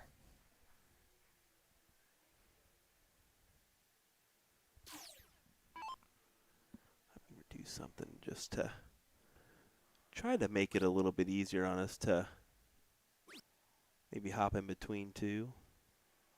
Oh, yeah, he's frustrated. He didn't like how that last start left his hand here. Hopper. Opportunity. It's a tough shot, but he's not scared of a tough shot. Over to the 18s. Yeah, finds the 9. How about that? Big clutch shot there for Chris and Chad.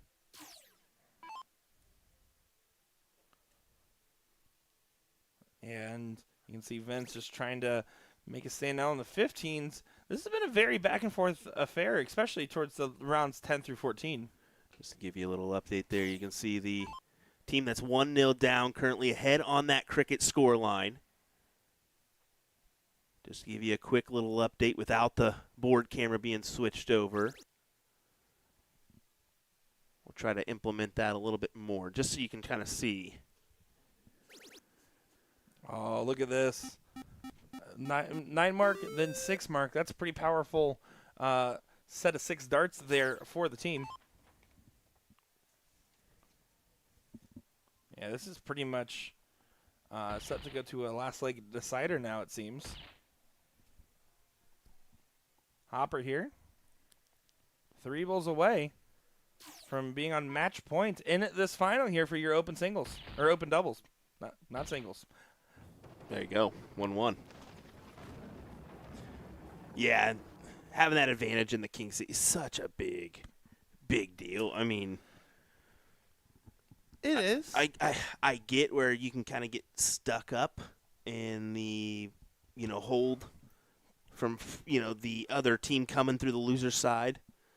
How many tricks have they had on that one? But and the difference maker is that the king seat, queen seat advantage at the pro level is so significant. But when you look at like the open division and stuff like that in the amateur divisions or whatever else it may have you as look at that leg on the board here.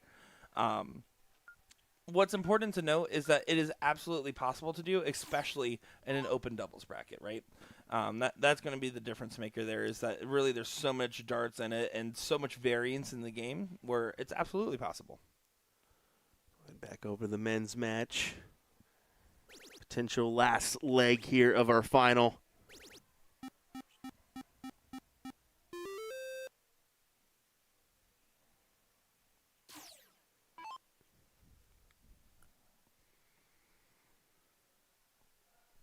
Having a laugh about something. I do love that it's all positive smiles and spirits over here. And a beautiful 7 mark to start off for Chris and Chad.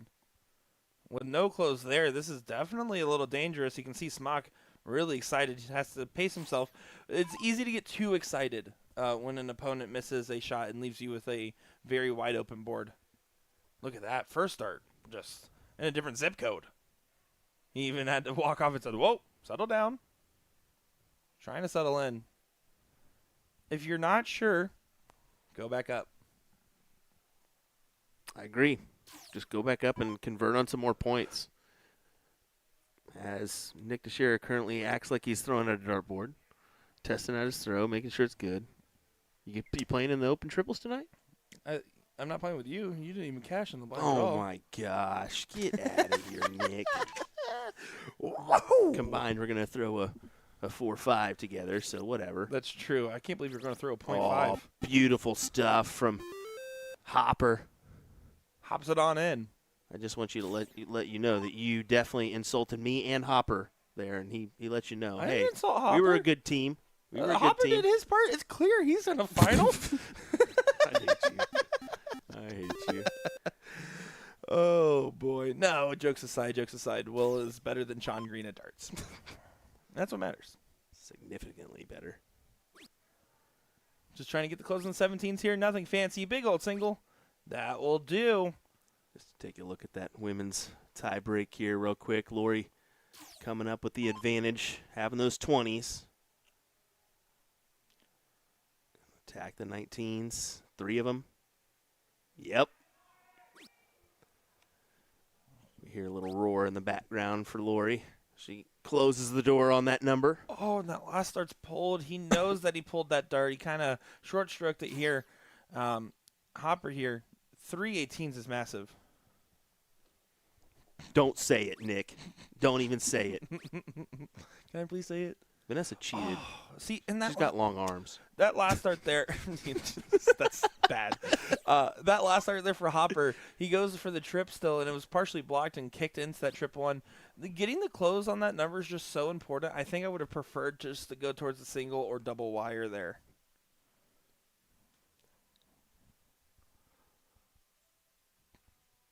Isn't everyone technically Team Filthy Assassin if they're at the Filthy Assassin tournament? Because we're all Filthy Assassins in our heart. Sure, Nick.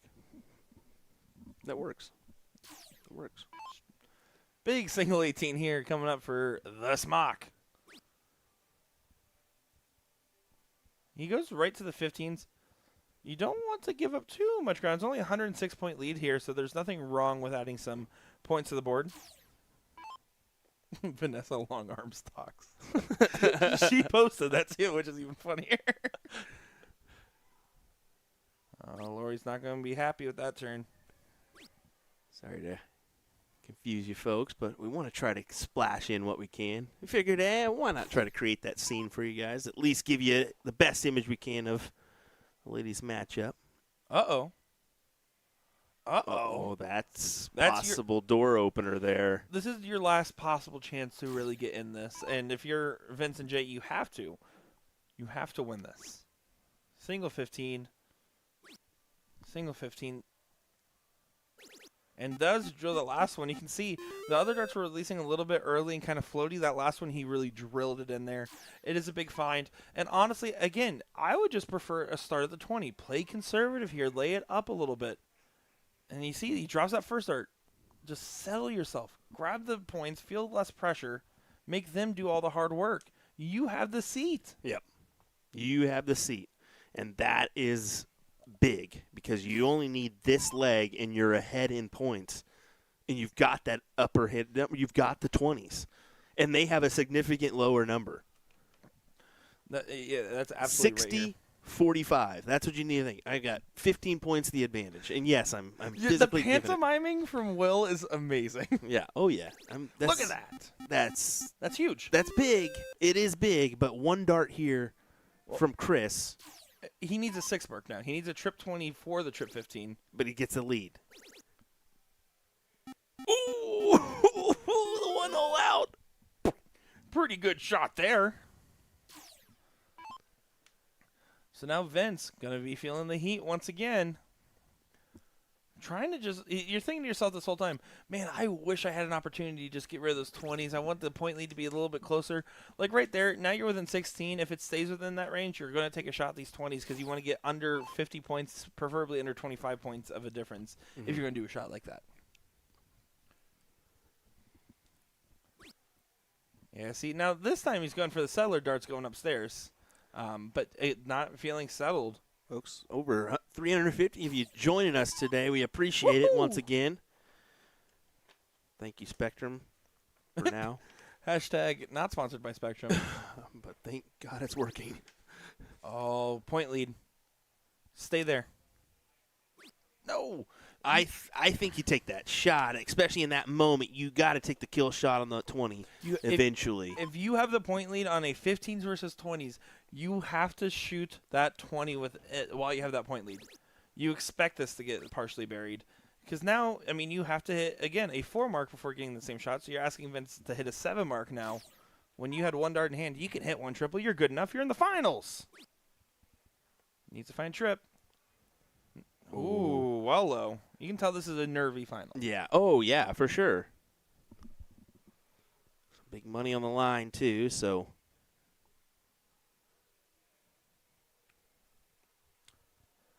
And Chad only at a 1.0. If he picks up just a smidgen, he is going to be just fine. He is kicking himself right now, and he's a talented shot. Finds the 15. Single 16. Go to the 20s. Or just hit the 16, you crazy son of a gun. Wow. And now that'll work. They're 3 balls away and 2 numbers up now from winning your open doubles here.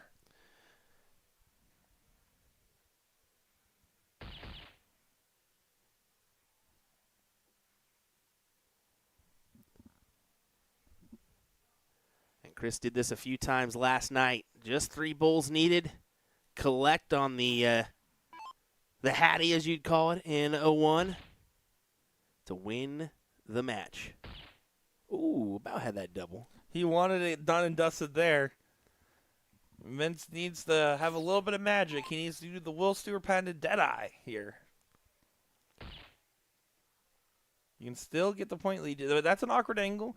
What you're doing is you're throwing from the side, throwing into the dart, and hoping it kicks down. That is how you hit that double bull when you're hanging over like that. You can see kind of released early there, kind of floated. Doesn't go. 1 bull away. The Smock, the Redeemer, for the title. Filthy Assassin Throwdown gets it done there, and Vincent J put on a heck of a performance. Good stuff indeed from the Soul Snatchers. Yeah, great stuff. Congrats to them as they win the title here in your open men's doubles division. And we're going to waste no time. Head right on to the ladies, and the perfect time to do so. We're in a tense part of this match, folks. It's a tie-break leg between these ladies, so perfect timing, to be honest. As it's 386, 355. Both teams have a wedge. 15 is for Lori and Nikki. 16 is for the opposing team of Laura and her teammate. Yeah, again, this is the play in the third place match against Joe and Daniela. Here we go. Back into Jedlow.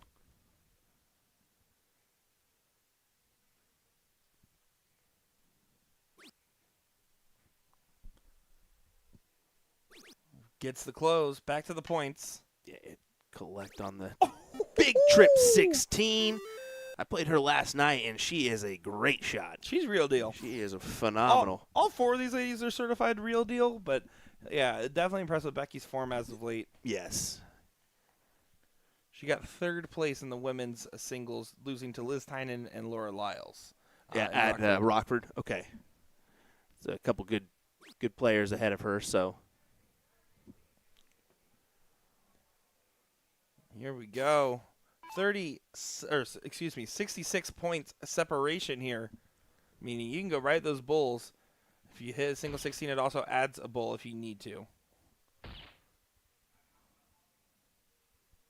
Oh, doesn't quite go yet. Lori Simpkins, to try to save the leg here, is going to need all 6 bulls. Takes a moment. She knows it's not over, but she also knows that she needs perfection here. That's still a good 4. Yeah, 4 bulls there. You can see Becky cheered for her as well. But Becky also knows 1 bull gets this done. Stay focused and drill it down the middle. You can see kind of a little moment of, I don't think that's going to be enough from Lori and Nikki. Is 1 bull gets the job done with these ladies. I think that's going to be the better view for us as we'll go Look over at here. that. Look, Vanessa Long Arms talk, everybody. Yeah, look at those long arms. I'm going to just zoom in on her, make her real upset at me. Uh-oh. Look at those long You're about to get arms. busted. Look at those long arms. I'm going to just zoom in profusely on her on her head. She's like, please stop. Yeah! Please stop. That's You're welcome. That's what you get for tuning welcome. in. That's what you get for tuning You're in. welcome. There's, of course, Tugboat Ricky over there. Yeah, congrats to our ladies. Congrats to our men's teams. We're going to keep it rolling here, folks. Don't go anywhere. Your coverage continues. It looks like Carter's coming up, so I wonder if we're getting the men's matchup and then continue on with the ladies on the other board. Yeah, I think they didn't play the seat yet because the loser side was a little bit back, so I think we're actually going to get the seat of the pro next. Okay, and then I think we're going to just continue on with the ladies on the other board. Correct. So there we go, folks. We're going to keep you going with the coverage here. William Stewart, Nick Teixeira. Boy, oh boy, we're going to continue the fun. Don't go anywhere. We'll be right back. I'll miss you already.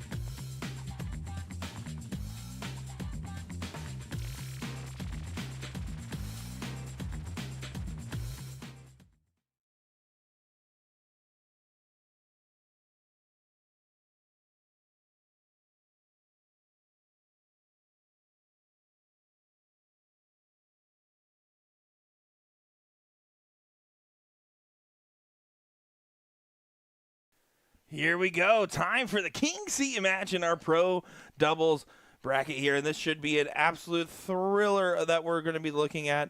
As look at that. Jeremy Booyah Byrne summing up to the line here, playing with Brandon Parker, excuse me. And then you got Carter and Darren on the other team that we saw play a thrilling match against Garrett Rakowski and Alex Spellman. I'm Nick Teixeira, joined by Will Stewart on the call for here. Boo to the ya.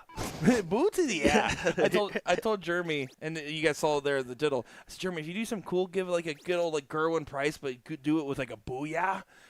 And Carter starts off with a 180, looking for redemption. And so Jeremy said he was going to give us one, and then won the diddle and gave us one. Come on. That is great. I'm guessing this is 2 out of 3 here, or This is- in our king seat. This is going to be a best of 5, race to 3. Okay. Sweet. Thank you, sir. I gotcha. So, Brandon Parker, got a chance to play with him. That was my blind draw partner. We just saw yours in the Open, Yep. winning it there.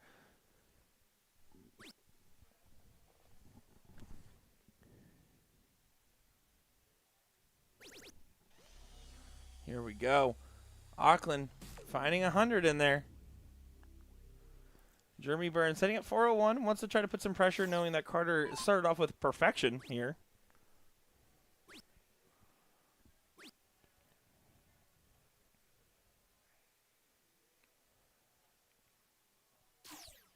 Let's see what Carter's able to do. Can he follow it again? No. He's thinking, man, I really want to hit that 9 on stream. I knew it.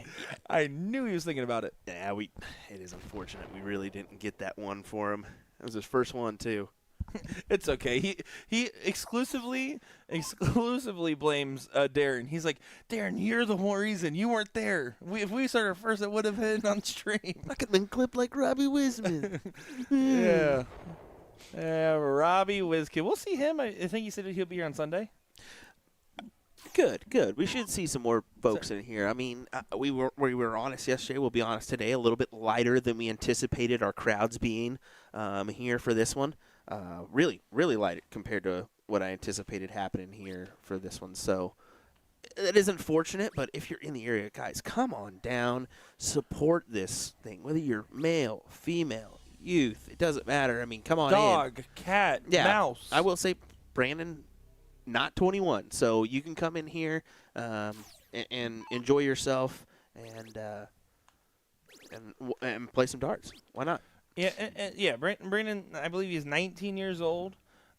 He's like, yeah, I haven't played dart tournaments. I kind of stepped away from a while. I was like, oh, when's the last time you played? He's like, oh, Booyah Cup. And I was like, okay, so you took a few months off. Imagine not playing a major tournament for a couple years, man. Like, he is crazy. Should have told me I was off on a spelling. His jersey says Carter with a K for the record. That's why I'm going K. He has Carter with a K on his jersey, chat. Byron Johnson. So that's why I'm wondering. That's why I'm wondering. He's got KU too, so yeah. Come on, we're gonna go with K. He's rocking it today. He's got the symbol on the back of his jersey is KU too. So maybe he's double a big fan stamped. of Kansas University. Shut up. That is not true. If he was, his jersey would be non-purple. I can That's guarantee also you true. that. It would be blue and a little Because red. if you go purple with KU, you're going to get some hate from a lot of people from the K-State crowd. That's probably fair. Well, look at this right now. Mr. KU himself at 81, basically not going to get a shot, but there's no real freeze in play as players 3 and 4 are in the same score region. Jeremy doesn't even leave the 170, unfortunately, meaning 81, even if it doesn't go, is under no pressure at the moment. For a 12-darter.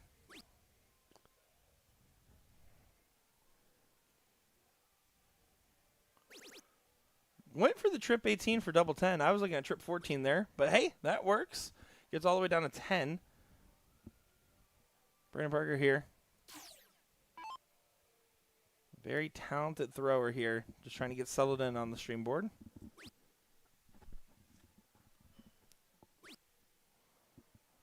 Looking to leave a finish. And does utilize the bull very well there. Yeah. He does say he prefers to play steel and he trusts his counting a lot. Okay.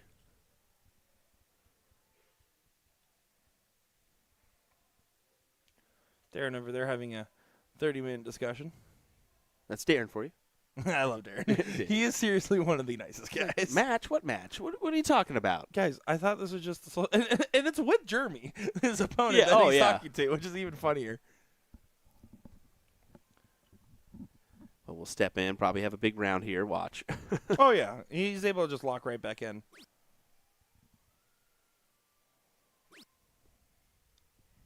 We jinxed it. Womp, womp, womp. But, again, pretty inconsequential. The only thing is now is that they're not going to be able to set up a freeze on the 170, which is why Darren needed to hit big there. So even though 210 doesn't have a shot, now 10 has to go, or else Brandon Parker will get a shot for a big one. Oh, and just barely not freezing the 10, right? I mean, you're right now looking at a combined 240 versus the 204. Oh, it doesn't split, so now it's 1 for double 2. Double 2 has to go. Doesn't go. Oh. And now, even if the 170 doesn't go, you're still going to shoot the 20s anyways. You can set up a freeze. Yeah, you definitely could, as Nick's going to catch himself choking to death here. You all right? Felt like playing Spellman there with how much I was choking. Need some more water? Sorry, guys. I just get choked up watching these beautiful darts. Near-death experience. Well, now they're at a combined 140, so the 204 needs to get brought below that margin. Really, 100's not going to be enough, though, because you expect 70 to be pretty brought down here. You're trying to get below 66 is going to be your target line. You're trying to set up the freeze. So trip 20 is your only shot here. Yeah, and he's realizes that he has to stay now. Yep. Can't freeze, and the 4 will be frozen. Yeah, Carter, you can see that going, ooh. And Brandon getting the big yes. And Carter going to, yeah. Oh, and Brandon's going to be super motive no matter what's happening in the match for the record. Whoa. All right, Jeremy. That's one way to do it. He tried to go for 32 left instead of the 40 to leave tops. 12, yeah. And Carter is not going to just be frustrated with like Darren on the freeze because he had 3 clear at 10, right? And that's going to be what he's thinking about more so than anything. 9 for double 8.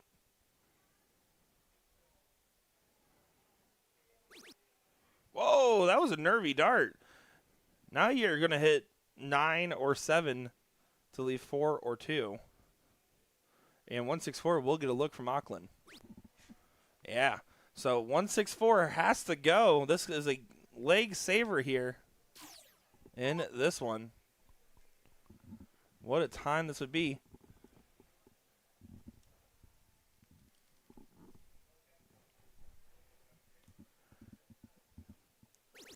One more of those for a shot at the bull. Oh my. To save the leg. Bullseye. Oh. Just a bit outside. Gosh, you got high on that, brother. Mm-hmm. You got high on that one. That was singing lessons again. Wow. Didn't anticipate that. You weren't ready for this that. Pesky double 3, though. Oh, I hate it so much. But Jeremy Byrne takes it out, giving his team the 1-0 advantage here in this King Seat match of your pro division. And we're on the cricket here, so new game and a little bit of a page reset for everybody here. I think we're going to see one of those dominant legs from both these teams again.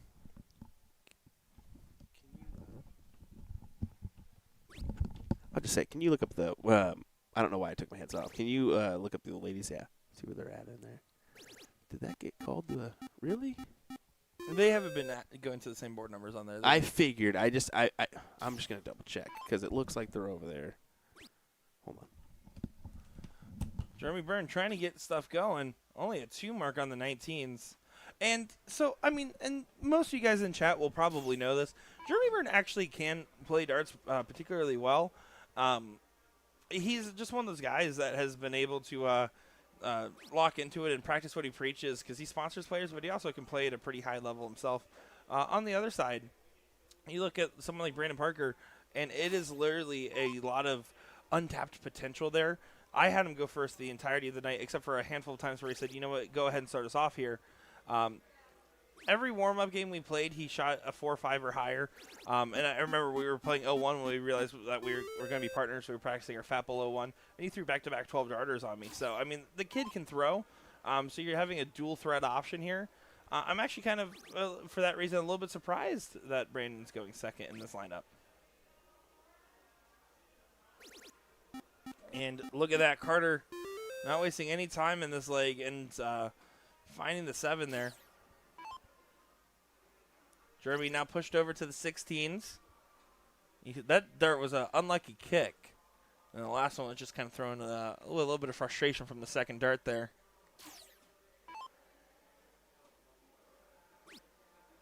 One, two, three on the close. There's 2 and 3. And with the 3 numbers, even though it's only a 30-point difference, the 15 shot's fine. Because even if they bet the 15s and get the point lead, you have 20s, 19s, and 18s. The 3 best pieces of real estate on the board. Parker finds the first 15. You can see not really many notes on his form. So his biggest thing is what he has tendonitis in his right arm there. And so sometimes when he's throwing, his ring finger sometimes gets stuck. He feels like he can't move it because of the numbness. And that's sometimes you'll see him hold on to his darts longer than he anticipates. But his actual form itself in general is just a normal, straightforward shot. Now look at Will Stewart doing a fancy little jog over there. That might be some of the worst jogging we've ever seen on stream. Period. So, yeah, I think that was accidental that they just started over there. So I think they're going to play one leg and maybe move over. Well, yeah, we'll see. Yeah. Well, that's what Lori's trying to talk to him about. If they want to, they can. If they just want to stay, go ahead. But, yeah. Yeah, because ideally if we can cover the third place and finals would be Oh, phenomenal. yeah, we can cover the rest of the tournaments here, I think. I agree with that, With the too. 2 boards. And we want to try to keep you rolling because of yesterday's – I mean, thankfully, we've had some pretty good stuff going on here. Yep, knock on that wood for me. Yesterday a little bit sporadic, but yeah, knock on that door for me. Yeah, there you go. Yeah, you're welcome. Because I should Look say at this. This is a big moment. This is huge. Oh, and he drops that first.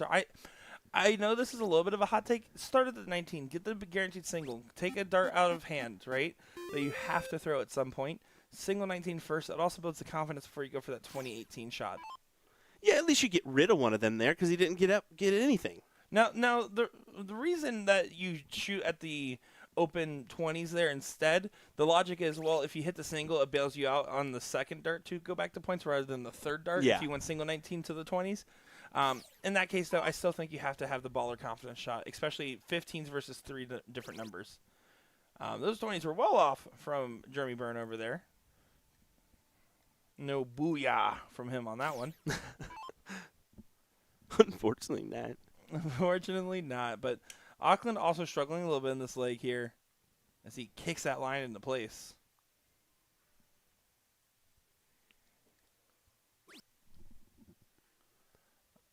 Just stay on the points here. No, don't risk them having a free shot, and there you go. Good find. Parker here. Again, you're staying on. If you hit 2 trip 15s, you can argue a move, but in this situation, you're loading it up and giving Jeremy the opportunity to close again. That's really, when there's 3 numbers down, that's how you have to approach that. Is let's see if we can get us to a situation where we get the point lead on the start. And Brandon Parker, 19 years old, leading with a 5.67 in this match. How about a 9 mark there, up to a 6.5 average from the young buck in this leg? And I can say that. He's younger than me. Yeah, you can say that. You can say that. You're getting old man. I know. I had to pay my taxes finally. Next thing you're walking, bro, you got to get health care, don't you? Yeah, I actually just turned 26, so I just got off my parents' health care. Bro, That is true. that's a big moment in That life is. when you get hit with that one. And I don't have to pay extra for car rentals anymore because I'm over 25. Womp, womp, womp. And see, there you go. Jeremy did get to start with the point lead. And oh, no. You That's got to a hit the bummer. single 19 there. Yep. Because it's not even about the points because the 18s versus 19s very similar.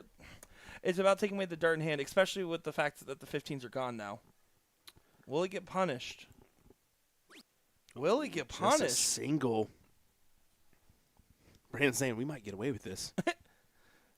Oh, it's still a big fine, but it's only 20. It's less than a 25-point difference, which means you're going to pop a single 19, trip 18 for bull here.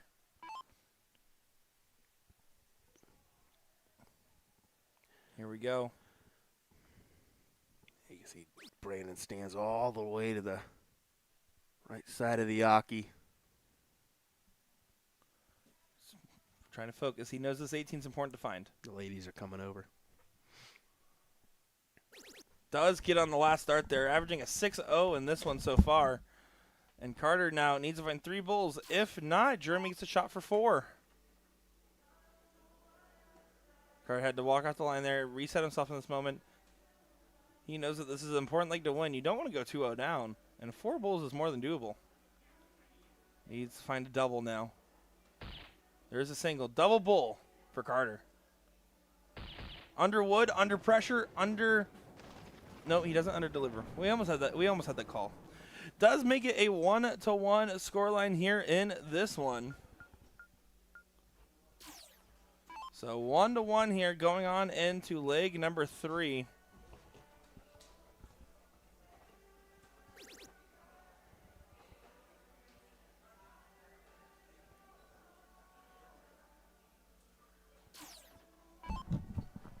Here we go. Just kind of checking in with those ladies on score lines and such. So it looks like Joe and her teammate did get that first leg over there. Yep. Yeah. And to be frank, they weren't thrilled with moving over here. But it's mid-match. You know, you can't really. It's up. That's a tournament discretion. Yeah. Director discretion. Yeah. Right? I mean. We just call it. Yeah, but it is, you know. They're going to overcome here, and they're going to throw some good darts nonetheless. That is your third-place match on that women's side. So we'll dabble. We do dabble. We'll dabble in between both. And, of course, have that finals coming your way next. Darren definitely not as hot-handed as he was in that match that we saw him prior, right, against Rakowski and Spellman.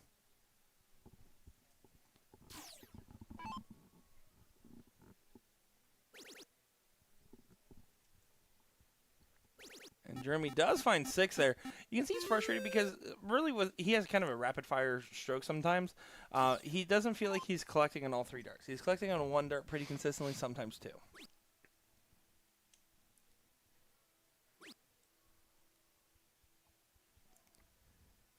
Oh, but Carter, far off from the alleged 9 dart form we saw at this given moment. And Will, while you were out there getting settled, to win that last leg, he missed the bull and hit a single for double. So he did clean it up, but he's right now. I would say Carter and Darren definitely looking a little bit tighter than we saw them before earlier.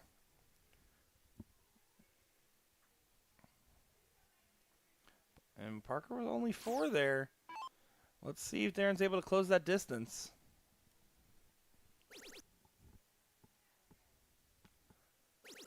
That's a good 6-mark find for a 25-point lead from Auckland.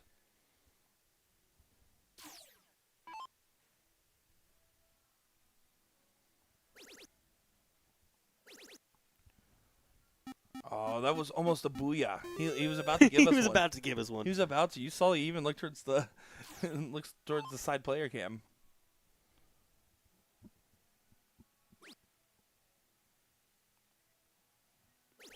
Carter does get a trip in there.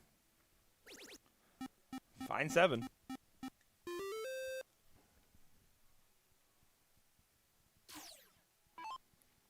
That's a good 7 there, but I don't think it's going to be enough. 1 triple here. Take the look. Take it. I take the look. I will say, and I would have. It's a tough position to do it, but I take it. I would take it because of how his flights were positioned. But Parker does like to have a significant point battle. He likes a point battle, and you learned that last night. I'm fairly certain. Yeah, but that was fine. Because every time I would hit a 2 mark, he would just hit like a 7. I was like, oh, yeah. we're a 9-0 combined. Yeah, exactly, exactly. Susan saying, where's the girls' teams? I want to watch JoJo. They just got to the board and are just getting underway on their cricket stages. We're keeping an eye on it, and we're going to dabble in between these matchups. So That's our plan of attack here on that front, as actually they're significantly more down than I thought they were. I took a second guess. I was like, holy crud. All right, so we'll just dabble in between this one. This is a king seat matchup, so kind of same position. It'll be a first or second place finish for one of these individuals, and then a possible third or second for the other. Last place you're going to finish is third for these guys. Correct. So, and again, it's just about what was at our boards first. And it was very unfortunate that the third place match for some reason was not called on the proper board. Yep. That's really what. Well, that's what I had to go out there, and they had just started their first leg on the opposing board. So they were kind enough to come over here and finish the match here. So, yeah, we had full intentions of streaming the third and final, but unfortunately I think Challenge gave them something different, and they went with that instead. Exactly. We're trying our best here, folks. And remember, if there's a match that you want to see that isn't on a stream, it's because we did that on purpose. Garbage. Don't lie to him like that, man. There needs to get an opportunity to close these 20s. They've gone back and forth on it too much here. And only 30-point difference. This is the turn to do so. I debatably would have started at the 20. He does find the 19s there. Taking a look. Does find the close there. Good shot from Auckland.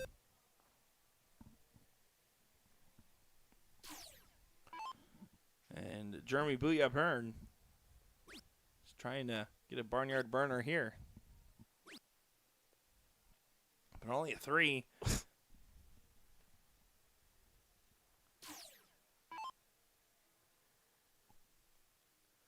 Carter now absolutely heating up. He was looking a little tight there at the start of this cricket leg. He is definitely loosened back up, and he's throwing right around the range you would expect, so that 5-0 range.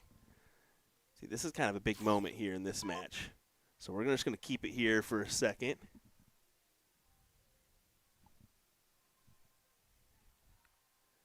Because Joe and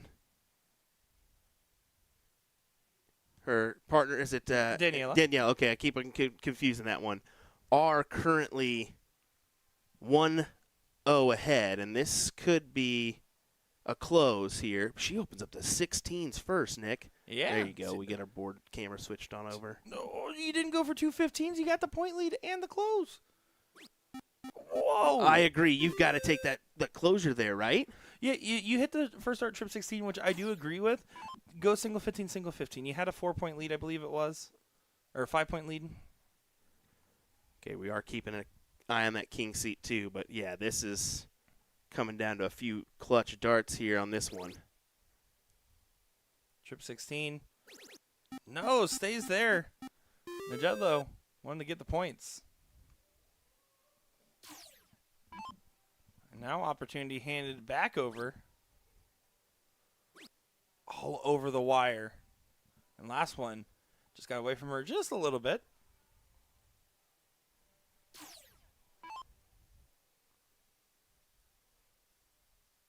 And Yellen running off somewhere back there.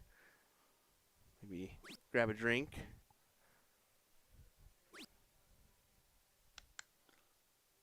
Yeah, close that door. And that's big because this could set up the 1-1 now in this third place matchup. 37-point difference. I would start the bowl. If I hit at least 2 bowls, I'm popping that 15 here. Make it a 3-3. There's an argument to pop the 15s anyways because you still have a game shot. Yeah. Or fall into the 15s when you go for the bowl like that. That's a girl that knows how to miss good. And gets the 2 bowls. That's an ideal shot there. And that puts some pressure on this 3 bowls here from Becky.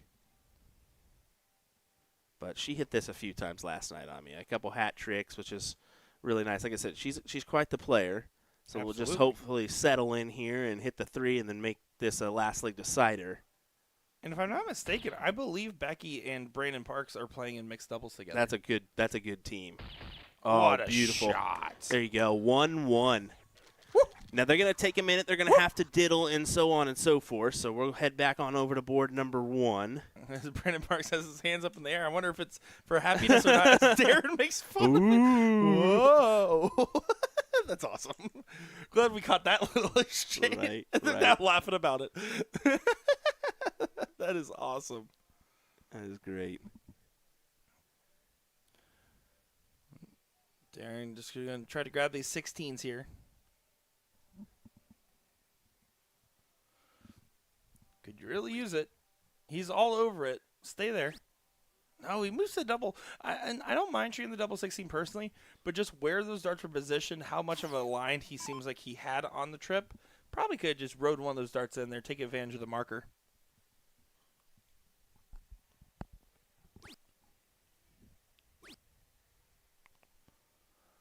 No harm, no foul, though. Carter pops the 16. There's the single. This should be promising for Darren and Carter, and there you go. They take advantage with the win. Yeah, they're up 2-1. Oh, they're up 2-1. They got that's a best of 5. My apologies. Yeah, I forgot. It's okay. That's why we're a team. We'll change that around, but we're going to go back to board number 2 for these ladies since this is the last league decider. Ladies. There we go. And Becky getting the start here. Taking advantage of the start here. With great shot there. Finding a 7 mark.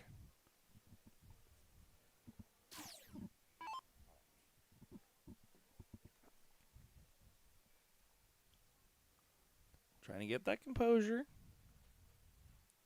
Yeah, she takes just a second to kind of settle in and then get underway with her throw, which is quite all right. Oh, there's nothing wrong with that. Oh yeah, everybody's different. Some are mechanical, some technical, some are rhythm shooters. Where that's what I consider myself. I'm more of a rhythm shooter, where I'm just pick up and go. Is that what it is? Yeah, that's what it is, bro. That's what it is. You're kind of a technical with your setup. Yeah. You dweeb. It's only in the first start I do that, though. Yeah. The first start's the only one that you kind of set in and make sure you're in line. Yeah, it's all prior to throwing the dart, too. And it's almost like what Danny does, too, because you kind of bring your arm into place, and he does that every dart. Except he does it way better than I do. Oh, yeah, definitely. All right, so 19's you got to collect at least 76 here. There's your at least 76. Single 20. I take it. I take my shot at the 20 it's there. Don't get me wrong, beautiful 7 mark. Yes. You have to pop that 20. I think that if you do the 20, then you're fine. Yeah. Ever saying, too bad you can't do the split screen. Well, the issue with that is we have got one board camera, so you really can't. Here's the other thing, too. Even if we didn't have one board camera. Hold on. I'm just going to watch Becky hit a 9 mark here real quick. Yeah. Becky. Thank you, Becky. So here's the thing. Becky with the what? Becky with the who? You're welcome. Young gravy. I will. Okay, so go ahead. No. That was really good. The split screen is difficult for mobile devices, too. Well, exactly. So the problem is that when you split the screen like that, you think it sounds great on paper until you try to watch it, and really what it does is does a disservice to both matches rather than getting full coverage of one, which is, again, why we try to do one full match and then half of another, and we try to do that balance. It's hard when the positional matches are like this, and honestly, it's a little bit on us because we should probably communicate with the tournament staff, hey, just hold these positions and check in. And somebody brought in like, hey, board 1, board 2. Well, also, we've been dealing with significant internet issues, so that's not going to work here this weekend. Yeah, for 2 streams. But I mean, we try our best to cover as much as we can. And like we said, at the beginning of the weekend, we're going to see a lot of ladies on here because we know what FA Darts is about, and we support that. We know that at some events – we don't get as much ladies as we'd like on the stream, and that's unfortunate. So that's true. This weekend, I think we'll fully get a 50-50 margin on the front of ladies to male ratio, and I'm really excited for that. Yeah, no, absolutely. Especially with the talent we have in the room. I mean, some of the talent that I've never even seen before, like Becky. I mean, I've never seen her. I only met her about a month ago, right, at Rockford. Or not even a month ago. Yeah. And she played a great match against Laura Lyles, which might be making an appearance out here. Her league partner to be, Queen Seat. I keep saying finals in the Queen Seat. Imagine playing in a big tournament and you're playing your league partner in the Queen Seat. That's awesome. Awesome stuff.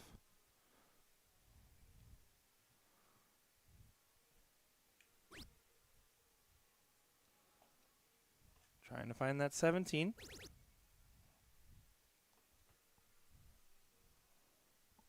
Oh, last one got away just a little bit there. So this is a good moment here for Laura. It's a big moment here because if you can close the door on the 17s, maybe grab hold of another number or just I think you go for another number rather than point here. It depends on how many darts you take here. Yep. Yeah, I would go ahead and close. I'd bail.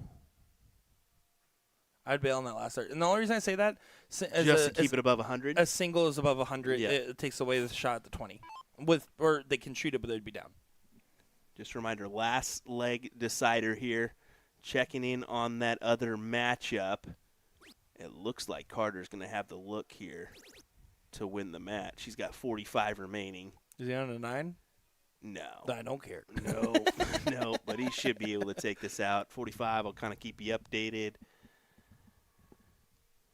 5 for double top. Collected, and there you go. King seat belongs to Carter Underwood and Darren Auckland on that pro side.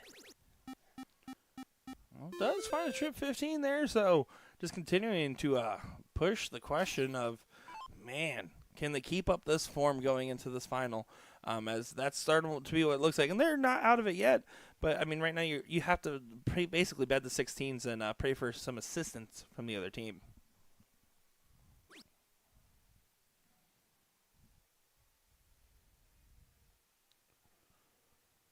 And no love lost, but no love found. 3 16s here is the shot. 1, 2, 3.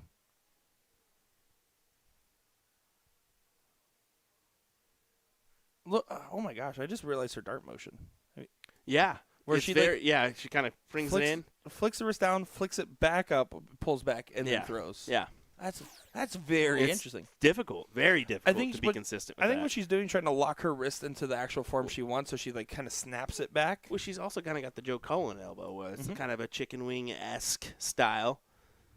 But we see how Joe Cullen really uses that and plays well with it. I mean, absolutely. every throw is unique in its own form, and you know it's quite crazy to look and be like, how does they get that to work and be so consistent? It's just when you've done that same motion for time after time after time. It's a matter of repetition Yep. and muscle memory. Yes. That's all it is Becky there. Oh, and by the way, no real notes on her form. You mean Becky right? with the fur? Becky with the what? I can't stop now. Ricky Jackson says, I love Will. Well, just remember, out of the two of us, I'm the only one that's played in your tournaments. Calm down here, brother. It's only because I don't got any boards near me that will allow Likely that to excuse. happen. We can get you one. We got connections Oh, around okay. here. You Okay. want one? Well, tell him. You want one? Tell him. Give me one. I might know a guy. It's that easy, I hope. Yeah, it's called Jeremy Byrne, by the way. Just take one of his. Joe and Daniela are outside looking in here. Just 2 bowls needed to take the match here and have a finals berth. Just goes ahead and bails out there. And then good fallout on that last start. Got an awfully tough team in that finals with Trisha Romero and Carrie Ann Johnson back there. And Carrie Ann was absolutely carrying in the sense that she was just on fire. She really was. I mean, it was just raw power from her displayed in that king seat or queen seat match, I should say. Sorry. So 2 bowls.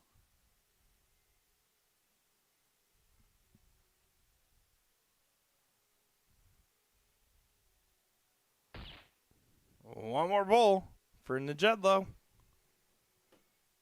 Doesn't go.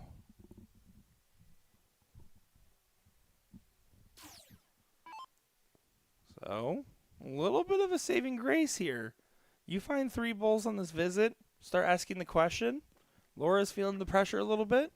That's going to be your route to success. Good fallout.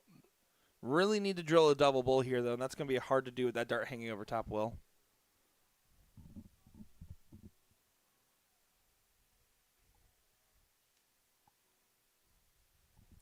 Yeah, and that should give way here. She should be able to put this one to bed. Trying to tuck it in. Say night-night. Read a little bedtime story. There once was a little boy.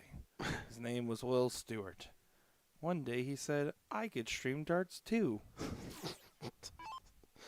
Oh, my. Still not out of this.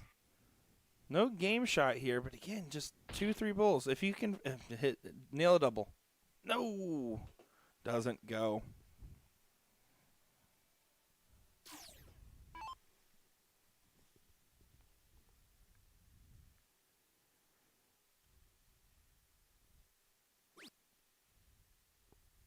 Once again, yeah, just need the one. And there it is. That will win it. For birthday weekend, as they're called on Challenge. Happy birthday to you. To you. Happy birthday To you. Happy birthday. All right, Okay, guys, we're that's gonna- enough we're of done. that. Yep. We agree. No more. No more. All right, we'll be right back with more action, folks. It'll be your finals of the women's doubles event coming your way next. Women's. Trisha Romero, Carrie Ann Johnson taking on birthday weekend next.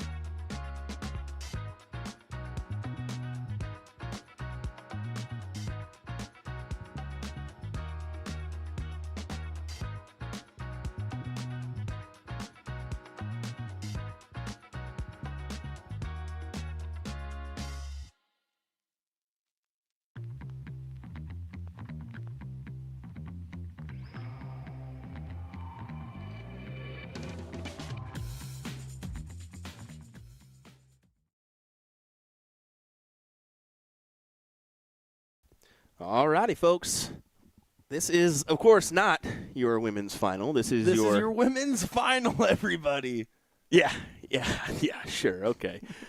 This is going to be, I believe, the fourth place match on the men's side, if I'm not mistaken. Yeah, fourth place match. You are not mistaken. You are Will. So what will happen is we'll go ahead and play this match up into the point where we see that women's final getting ready to start. We'll jump on over and watch that one. So just to kind of keep you guys entertained and the action coming to you, we'll start right here.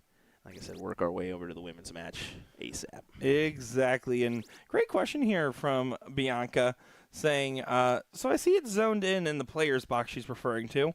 Does that mean you can't stand outside the zone while throwing? Yeah, so I don't know how strictly they're enforcing it here, but if you go to, like, for instance, like a TOC tournament or NDA tournament, they make a box. And so as the player, you can't step outside that box. But also until you cross back outside of the board, no one else can step into that box. So it prevents people standing at the line when you're retrieving your darts is really the main intention of it.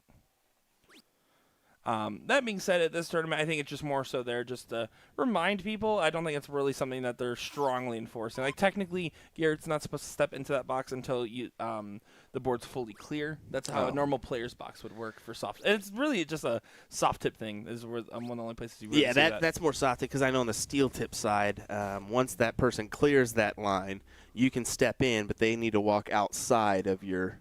Yeah. So. But to be fair, I think that they just put it there mostly for aesthetics and clarity. I don't think that's really I don't even think there's a player's box rule in the rule book here. As Mr. Mean Sean Green tunes into the chat. Look at that. Now that let me tell you, Sean Green, now that's a guy. That's one way to describe him.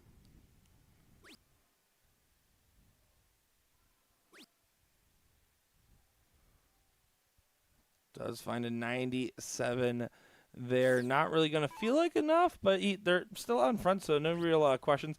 Jalen Romero at the line here. Overall, I've been having a pretty steady weekend from him. Yeah, I would say so.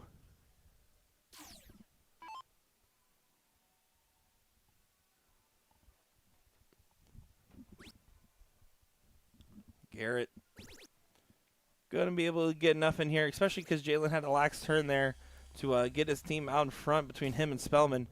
Alex Spellman, Garrett Rakowski on the pro doubles loser side. Shocking. Yeah. Shocking. Very much so. I figured they would, be in that king seat matchup. But, making their trek on the loser side. Big 180 from Scott. Can I ask a question? Yep. I'm going to anyways. With the 180, you know how it goes, meow, meow, meow. Is it supposed to be like race cars driving by? Like, what's the noise supposed to be? I don't know. That's a great question there, right? bud. I feel like that's a reasonable question. Very, very reasonable. Like, that one's gears turning with the dartboard spider. I get that noise. Can we be fair and upfront and honest? Always. You're the one that works for Arachnid. Ask him. I'm a contractor for Arachnid. I'm a contractor for USA Darts. I'm a contractor for PPD. Someone hire me. Please, I need health insurance. For real, I just turned 26. Ryan Mooney, him in the chat as well. We got Ryan and Sean in chat. We're spoiled with an audience. Actually, Ryan, he's looking for health insurance. If you can hook him up, please reach out today. Danny Baggers has been trying to sell me something too, actually. Oh, yeah. Here we go. Scott. You got to see him a fair amount on Thursday, making a couple stream board appearances. Actually took on Alex Spellman in the singles front. I believe so. Yes, I believe so. In the finals. Yeah, pretty good matchup there. Trip 19 over to the double 12. And doesn't go. And see, if Alex Spellman can't hit a 141, then I can't hit a 141. Nobody can hit a 141. Difference is you were about 27 holes off. And mine was fat pole, so I went pole first. On the double 20. Yeah, but that trip 17 is like pretty cool. The whole room got silent, and then he biffed it. Biffed it. Yeah, it did biff it. I'm not going to lie. Rakowski. Trying to set up a freeze. It is frozen. believe it was actually already frozen before he started throwing there. Now that I look at the numbers. 83. Trip 17 will not be required here. You can still shoot it, but you're frozen, so it's just about bringing it down. And doesn't bring it down enough. It shouldn't matter one way or another. Alex Spellman, double 6. 13 darter. Yeah, gonna hit. That'll work. Gonna collect. 13 darter will do. And that's your target line. 12 to 15 darts. 12 to 15 darts. 12 to 15 darts. Well, we warned you what we were going to do here. That's what we're going to continue with what we said. We're going to feature that women's final here. So we're going to pop on over to board number 2. We'll keep you updated on that matchup with Alex Spellman, Garrett Rakowski, Jalen Romero, and so on and so forth. So, Sean Green saying, this is going to sound stupid, but Alex must be struggling with his throw a bit. When he is feeling good, he will pause in and set position. You notice he isn't pausing right now, which means he's fighting the throw a bit. I would say that's probably the case. But also, admittedly, the reason that they're in the loser side of the bracket was because Carter Underwood and Darren Auckland just They really performed out of their minds. All 4 players were throwing a 7 after 10 rounds in the cricket game. And so that's also part of the reason. But, yeah, I would say so. But for Alex, and he'll tell you, it's about making sure he keeps that focus and soft tip because sometimes it's easy to relax a little bit too and not do all the steps you normally do. I actually like this throw when he doesn't pause myself, but whatever. Well, it's always like the 1, 2, 3s of your actual throw position. So it's set your arm in that 90 degree, and then you pull back to your stopping point right by your eye line, and then you follow through. It's the 1, 2, 3 of the motion. Mm-hmm. But the more comfortable you get with your throw, you usually try to eliminate stops, and you can do it in a singular action.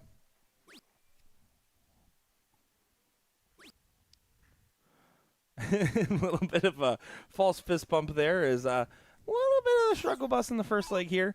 Trisha and Carrie Ann do have the seat here against birthday weekend. We're not going to sing it again. I'm sorry, guys. I believe we got hate mail because of how bad my singing was. We've had a few singing episodes today that aren't very well, but I thought it was kind of funny when we were saying the windows to the wall, or whatever. They started all cheering. They started actually really singing along back there. I wish I would have kind of upped the overcam and we could have taken a look at the view from the karaoke in the hall.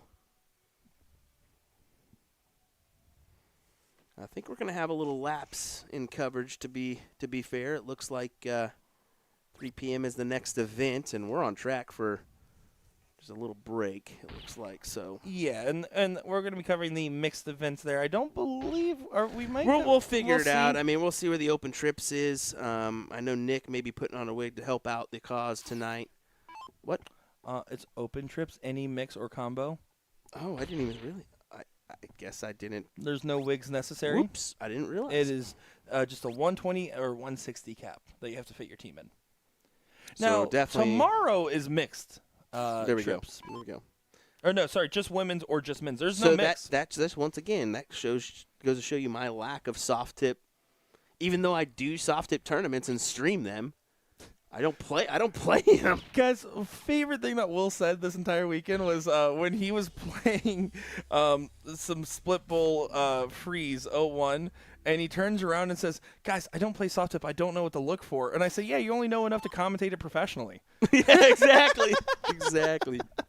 Exactly, which is funny.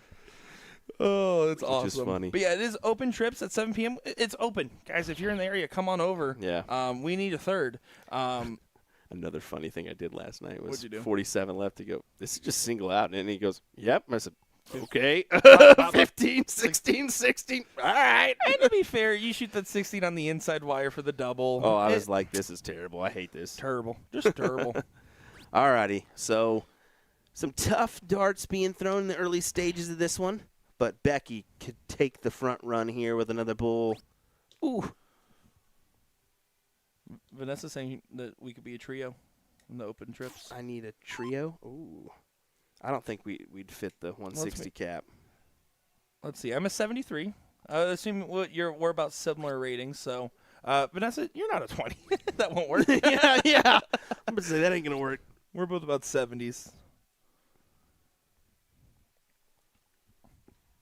But would play with you. You're better than Will Stewart. Somebody did ask me out there if I wanted to be the pro, and I'm like, I'm not a pro, though. And I realized, wait, in this room, I'm definitely the pro. Damn. Yeah, and a 65 It's the pro 65 up. Yeah, it's Mm-hmm. and that's the differential between Arachnid, Bullshooter. Some people use that list. I know different tournaments use different ways of making a person a pro or assuming they're a pro. Well, and I'll say it. I- I think 75 would probably be a more fair line, maybe I like maybe 70 a little bit higher. myself, but 65 is not bad. It's just a standard point so that you could be like, that steel tip person that never plays comes in. He pretty much knows if I'm averaging a 65 average in steel tip, okay, I'm going to be a pro here. Yeah, exactly. I mean, if you're a 4.0 in cricket and a 30, that means you're a 70. Yep. Right. Yep. And so that would be probably a more apt line. I truly think that if you're considering on a more grand scale, a pro should be considered around a 4.5 and a 35 and up is usually what I would say. On the male side of the game. On the women's side of the game, I think that line's right around the 4.0 and a 30. Because there's so many women nowadays that can throw above that 4 line. It is redonkulous. Redonkulous. The future is bright, or just somewhat scary if you're a dart player. No, it's bright. You have to be optimistic with it, right? Like, you can't just look at it and be like, man, things are getting tough. I don't know, blah, blah, blah. You just got to play the darts, and when the game gets better, it's motivation for you to try to improve yourself as well. And do meaningful practice, folks. I've been on a rant about this lately. Practicing is not just throwing darts. It is doing stuff that is actually building on your game and challenging yourself each time, mentally and physically. So I'll go ahead and say it. Carrie's searching for the right tune right now because her and Trisha are unfortunately not having the best of goes here in this leg so far. This first leg is just struggles. The little across break, board. the little break there can throw you off. Yeah, absolutely. And Trisha was talking about how cold it is. It's like 68 with a slight breeze. It is so nice outside Yeah. right now. Yeah, she was saying how chilly it was outside. I'm like, girl, you're from Minnesota. What are you talking Yeah, about? don't you know? Okay, that's a. Come on. One more of those bulls. Does just fine for Carrie Ann.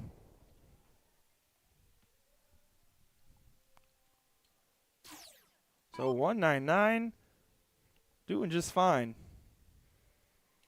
You rhymed? I'm a poet.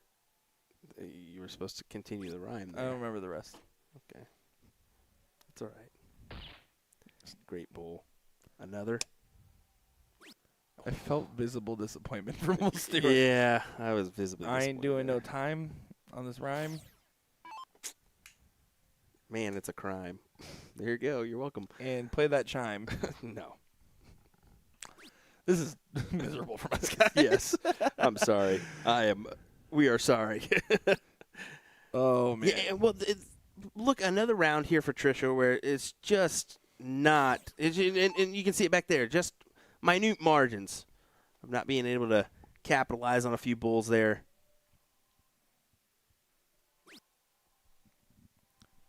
And look, switching to the 19s there, it looks like on the first start, and then back to the bulls. That's a fallout that does leave a finish, though. It is open out, so 168, good to go. 252, needs to try to leave a finish. She knows this here. Just drill 2 bulls. That's all you're thinking. 2 big ones. 2 bulls around gets the money. 1 bull. Stack on the dart. Still stack on the dart. That's fine. Leaves a 180. That's a finish. But now the question is Trisha knows if she does get an opportunity, assuming the 116 doesn't go, she has to get low for the 180 to even have a chance to get shot at.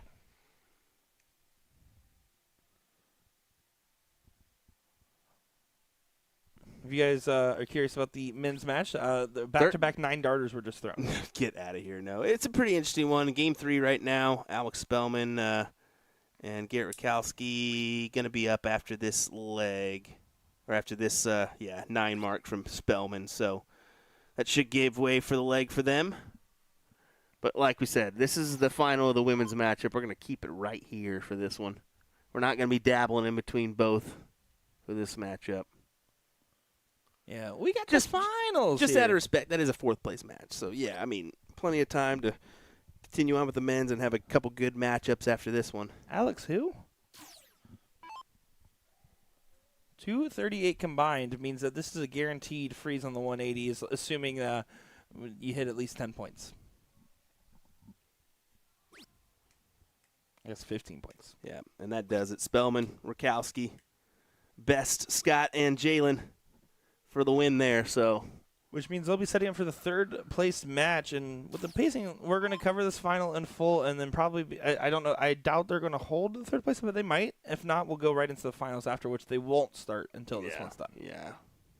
That is up to the tournament director's discretion, of course. Knowing who's playing in the third place matchup, they'll kind of halt and wait for a leg and figure it out. They're pretty good about that one. So absolutely try to give you as much entertainment as we possibly can on this glorious Friday here in Sturtevant, Wisconsin. Big shout out to the FA Darts, a.k.a. Filthy Assassin Darts, for having us out for this event. Sturtevant.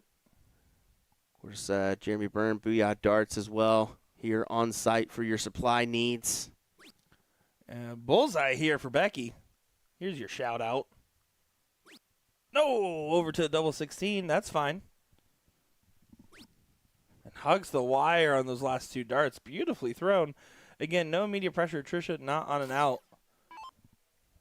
Needs to find a hat trick here.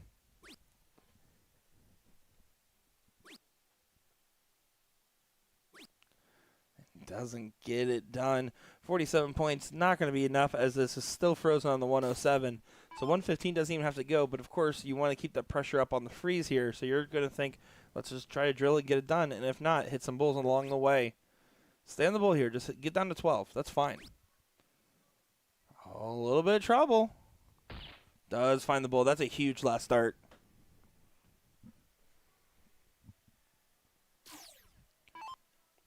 Yeah, puts birthday weekend in position for the leg here.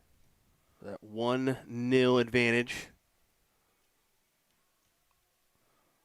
Bull for trip 19. Can't go.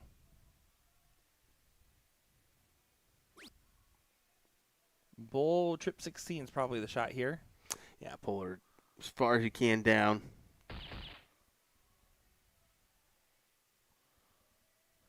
Taking a moment, saying, "Hey, am I frozen?" Which is good. Here's the other biggest piece of advice I would give to somebody.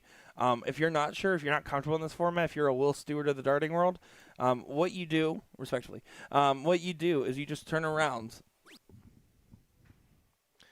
And I'll go ahead and end that conversation now. You guys, when you really think about it, soft tip, steel tip, who gives a no, I'm just kidding. I'm just kidding. Go ahead, Nick, with your previous. Wrong one. Double 8 there does go for Becky. No, what I'm saying is you're at the line. Step off and turn around. Yes. Ask your partner. Yeah. Because I know as a partner, I will never shout in your backswing while you're facing the board what to do unless you turn around and specifically ask me. Yeah. Yeah. Communication's key. Yeah. And that's what I should have definitely done last night. It's just I walked up not even realizing. But to be fair, I also going for this 6-dart leg here. Here we go.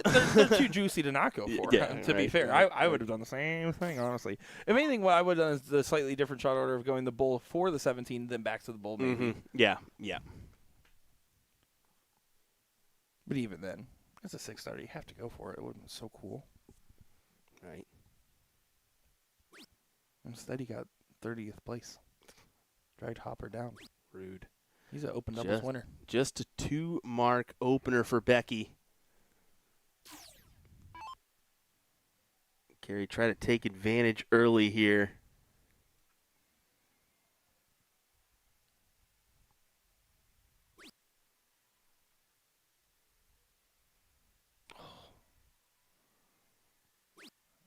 Frustration's just a 2-mark back. Wanted to punish. Doesn't get it there. Let's see. Laura and Becky feeling fired up at the moment. They did a heck of a high five back there.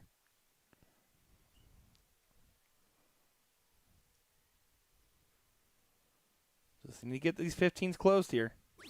Does do so. At least 1 point on it now. And how about a trip? Good shot there. So Romero, if she trips the 19 in the first 2 darts, you still pop the 20 more than likely.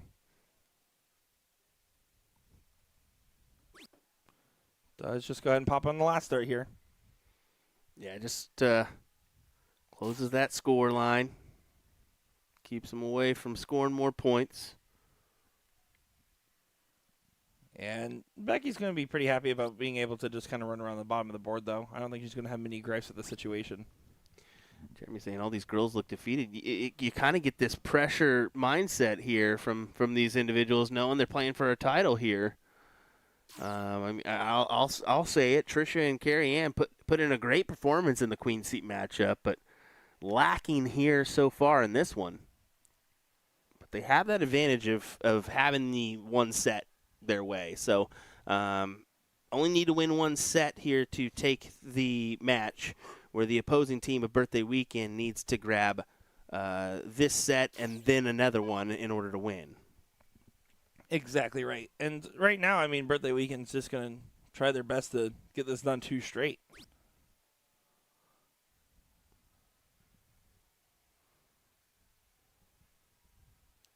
Oh, and doesn't go there.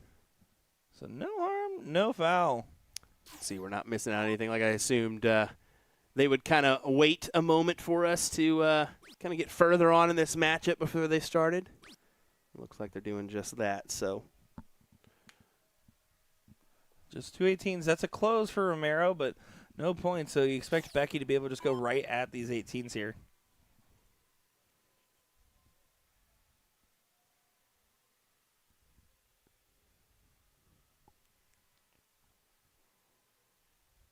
Trying to get this close. One big single, drill it down. Does get it done. Beautiful shot there. And again, you might say, oh, well, it's just a 2 mark. It's a 2 mark that was needed. It's a 2 mark that pushes this to now become a 7 mark shot. Or excuse me, a 9 mark shot. 7 mark if you're staying on the 17s. Oh, hugging the wire, the trip 2. Can you get another one in the green bit, please? How about yes? Wow, great 6 mark. Starting to pick up that pace now.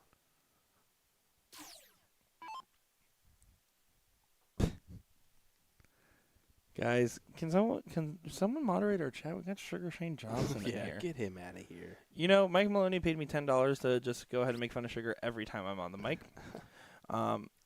Great deal. Now Tyler Little's in chat, and then Mike Maloney, you get one in here, you get all. Jeez, what is this world coming to? If there's one thing I respect is that you're not supposed to talk about Sugar Shane Johnson when you're in a women's match.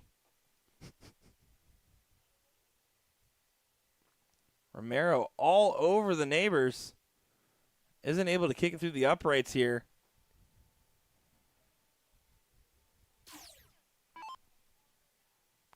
Two 17s. I think you go right at it here. You have the game advantage. You can take a riskier shot. You have the extra mark on the 15s, and you have the high ground. I would take the swing.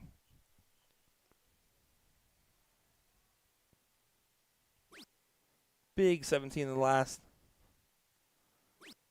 Does collect again with a 2 mark close, but a little bit of ground loss as Carrie Ann did find the 6 mark on the 17s in her previous visit. Can she find a 4 mark or more on one of the corner pockets here? Gotta find something here. They don't want this going to another set. Good shot. Yeah, and I like that she took the swing on that last start there. You're only talking a 12-point difference. 16s versus 19s. They have a bonus mark on the 15s. I still think that's a good shot. I love the swing. It's like the men are just getting underway over there. So yeah, I think they're anticipating this to go the distance. That's what I assume as well. And it's looking like it. I mean, this could go 2-0, and then we're back to 0-0, and both teams have a loss. So if anybody's got a Red Bull handy, I need it now. Stat for Nick Teixeira. I need it through IV. I need like an IV. You need something, brother. You've yawned 17 times in the past 2 minutes. Guys, it's because I drank half an energy drink and then a Celsius powder. This morning? Yeah. Oh, jeez. I'm hitting my midday crash. Nick. Life of a commentator, folks. Energy drinks, energy drinks, energy drinks. That's really it. And sometimes energy drinks. And sometimes that old slot machine back there. That's all you. I've never once done that since we've been at this place. I save my gambling for myself on the dartboard. And Tyler, appreciate the compliment, man. I like to think I can do it every now and again. As long as Hannah doesn't know how much I actually blow through on the old casino, we're good. As you keep talking about it publicly, where she can check at any point. Guys, we're in this together. Don't say anything. Yeah, keep a secret, chat. Keep a secret. All right, for the win here in this leg. Went for the comfort shot on the 19s, but then goes right up to the Bulls and pops too. Yeah, pretty much guaranteed now to go to the second set. I believe we are. We've got to be. It's got to be true. I don't know what that was supposed to be. I don't know either, bud.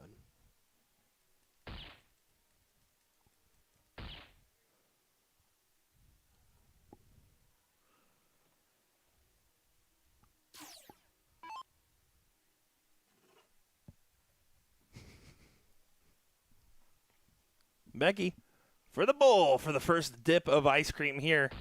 Are we in for 2 scoops or just 1 today?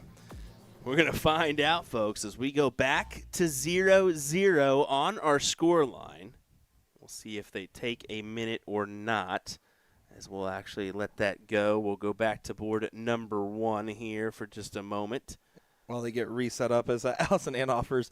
I'll bring you guys monsters tonight. That way you can have them for tomorrow, too. What flavors you want? I appreciate that. But we actually do have a lot of energy drink Celsiuses and stuff like that.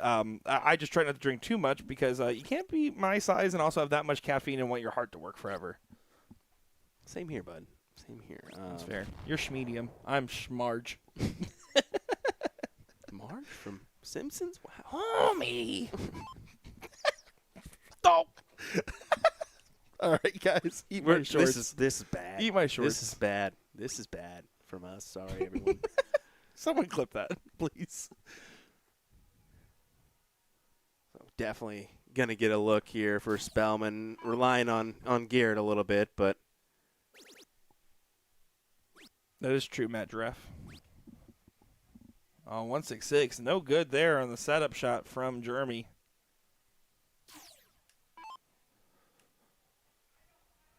You know, it's kind of complicated if you're Jeremy, right? Because on one hand, you want to win because you're playing.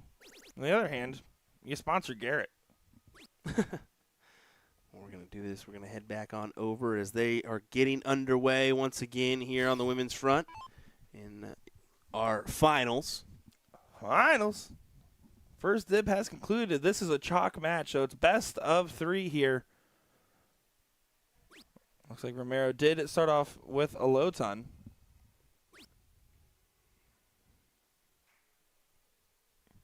And Becky's been pretty solid throughout this matchup here so far.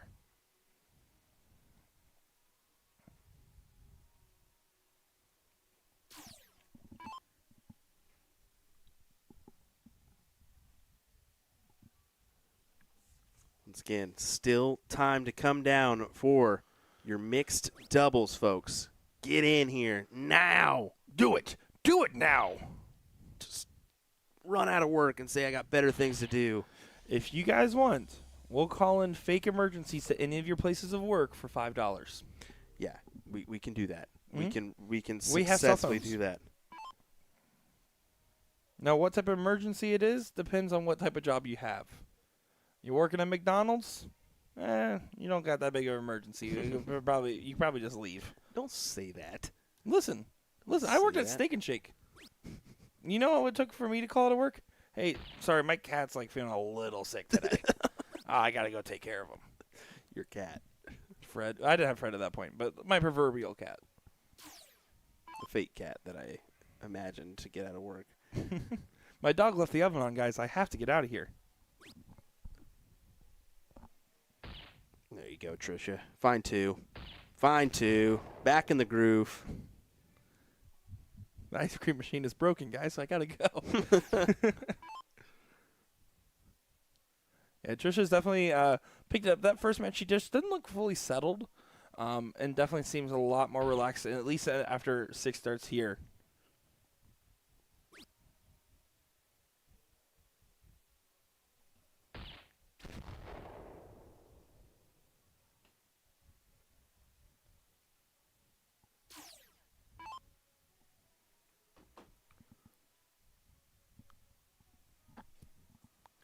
Carrie would like to follow in Trisha's footsteps here with 2 bulls of her own. There's 1. One more. There's 2. There you go. Back in form here. Sometimes it just takes that first set for your queen seat holders to kind of king or queen seat holders to kind of get back in the groove if they've been waiting a minute. No, absolutely. It's just one of those things where you need to get locked back in. You're also very aware that you're in the finals versus a seat match, which isn't as much pressure. Jordan making a good statement. Can you guys talk to my wife about letting me go? We can do that. That's going to be an extra $5 fee. So Yeah, $10 for wives. Wives are harder than bosses. Yep. We can do our best to convince them. No guarantees. We got a 5-minute maximum on each phone call for the $10. So yeah, I'll handle talking to the wives. I get along well. Listen, we can't guarantee what you're going to have to do on the back end because we could make some promises for you that you're going to have to, unfortunately. Oh yeah, we don't have to deal with the fallout of our actions. Yeah. So we could guarantee a few romantic date nights down the road that maybe you don't want to participate in, but you're going to. Yeah. Yep. You have to make them brisket. Doesn't get the hat trick there. As you can see, Carrie Ann was calling for her opponent to hit the hat trick.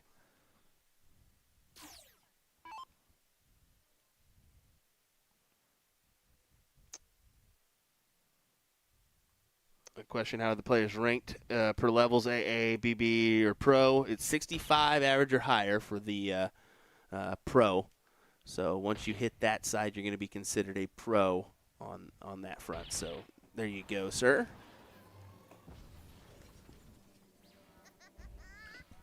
It's just a set standard for everybody. Carrie Ann finding a huge hat trick to get herself to be the first one out of finish here. And significant pressure on Laura to make sure no freezes it potentially in play for if/when Becky gets to an out.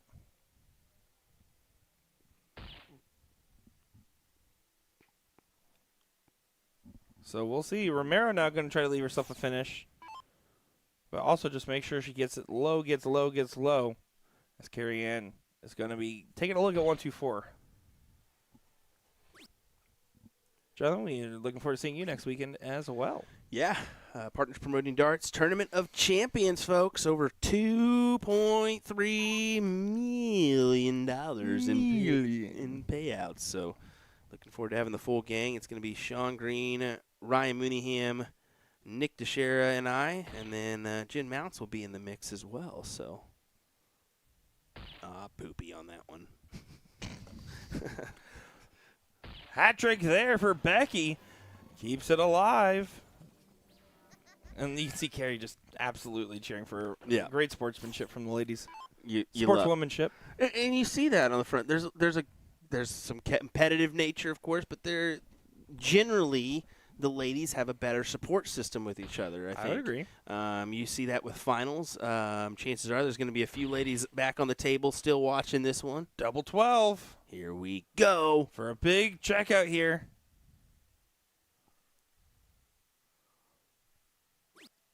Oh, gets away a little bit. Now, here's where it gets interesting. If you hit a huge, huge, huge shot and force an error, potentially Becky could get the shot, right? You needed a hat trick and then hope Romero has a weak rounds. But if you hit anything less than 150, 52 is going to get frozen. There's the first bull. No, not going to go. Yeah, so now even if the 158 doesn't go, more than likely / now guaranteed, the freeze is in play.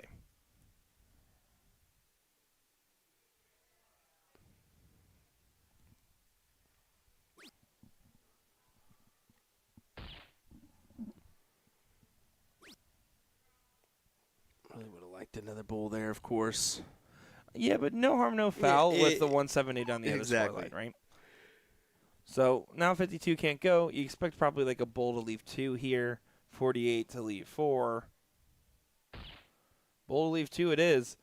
15. Big ol' single here for Carrie Ann to get their team onto match point here. Looking promising for Garrett and Alex on that other board. Just to give you a little update.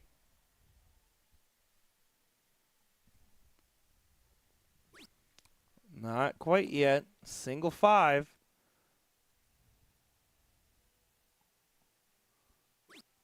And does bust. So, again, big moment here. 170 needs to get brought down. 150 might not even be enough now, though. That's the problem, is you're kind of going to feel pressure to throw like a 171, a 177. But I think a 170. I think you start the bull here. Maybe even a 160. You just want to get this brought down. Yeah, she went for a 171.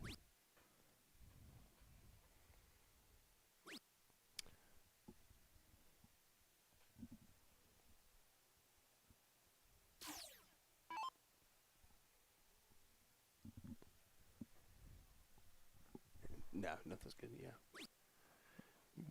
Bull for 12? 12 for bull. That's smarter. Pops it. Trisha Romero, Carrie Ann do get to match point, up 1-0 in this one. As Ricky Bobby think goes, never mind, false alarm. We're just going to take a gander here at this one.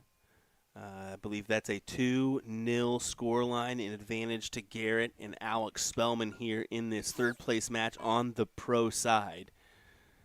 As I'll kind of set up that game screen like I did the other one here. Let me see if we can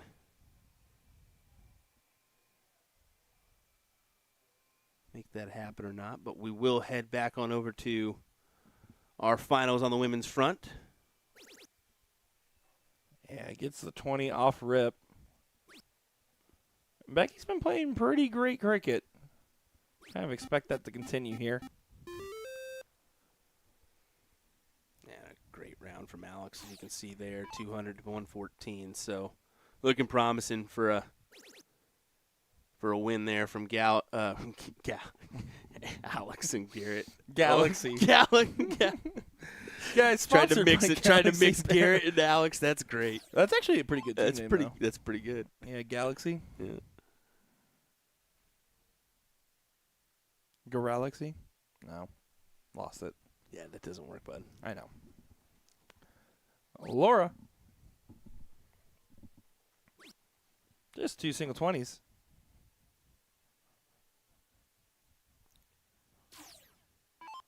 So Carrie Ann going to try to get a stab here. 4 19s is the shot needed before taking a shot at the 20s if you want the point lead. She knows this is a big moment right now.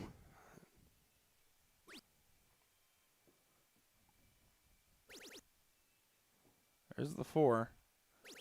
And does do the switch. Oh, my goodness. Finds the 7. Wow, wow, wee, wow.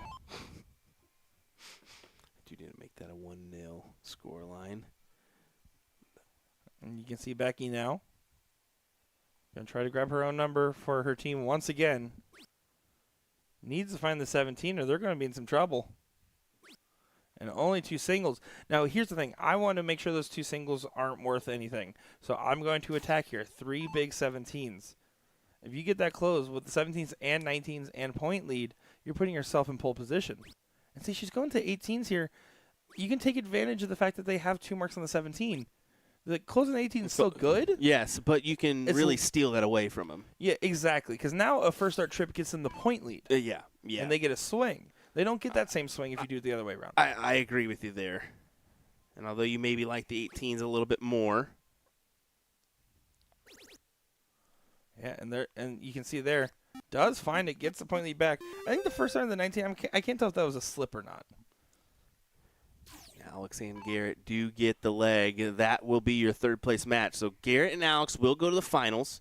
That will be our next matchup as they take on the team of Carter Underwood and Darren Auckland.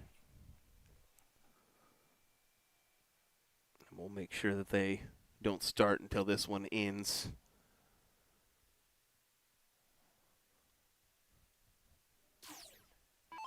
Just because we do have a little bit of time before the next event, so why not? Becky has an opportunity here. Single 17 gets the point lead. That'll work. Over to the 19s. Take advantage of the 1 mark you have on it. Oh, not going to go. And going to feel frustrated just collecting 3 there after a first start trip. You can see Spellman saying to Carter, "You slow down. We're waiting for these ladies."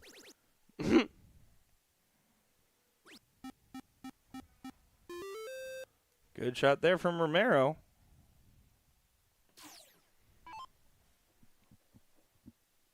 Puts pressure on Laura now to perform. Needs a first start trip rather than a first start single to get the shot to close.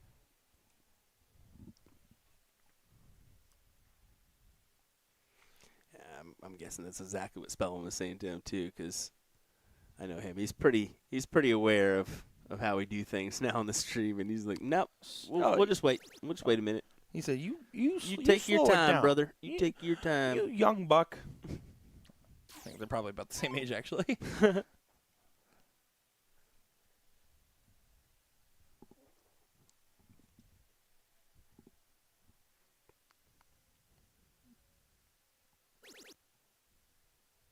To the 17s. She's thinking. She's going.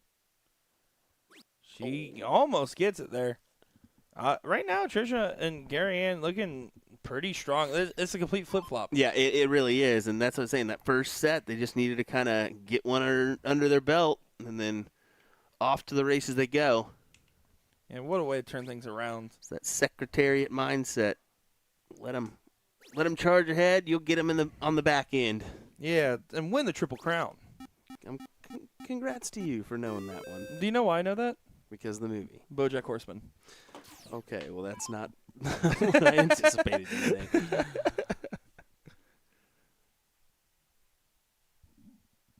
This is tricky, right? Because, you want to pop the 17 there even though you're down on points, but they already got the insurance policy on the other number. So this does enable an opportunity here. Two 19s and a trip 18, and you still have a house with the point lead. You start with the two 19s here.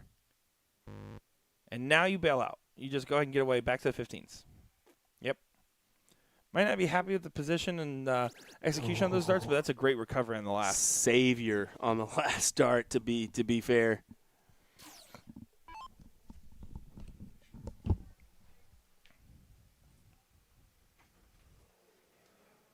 Carrie Ann trying to get herself into the right shot.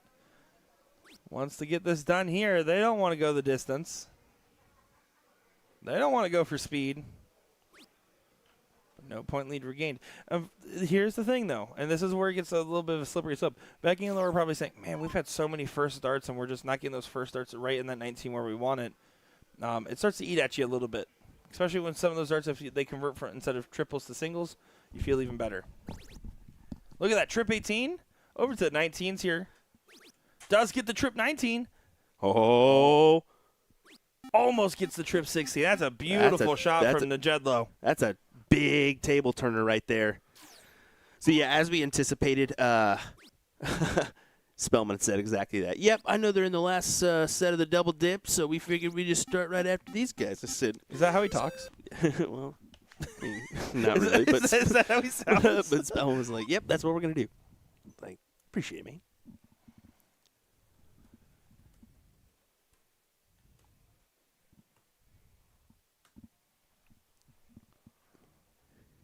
Oh, this is a frustrating moment, though. Trip 10, single 2. Does find it. I can't believe she found it in that spot.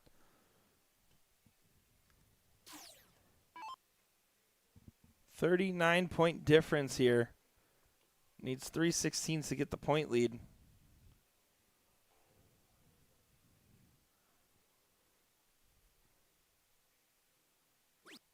Single 16. Needs to find a trip. Does find the trip. Shot at the 15s. No, doesn't swing it. Doesn't swing it. 41-point difference. And that single 16 doesn't add anything. I don't know about that one. We'll see. We'll see. Peggy's just been so lethal. But in this moment, not collecting.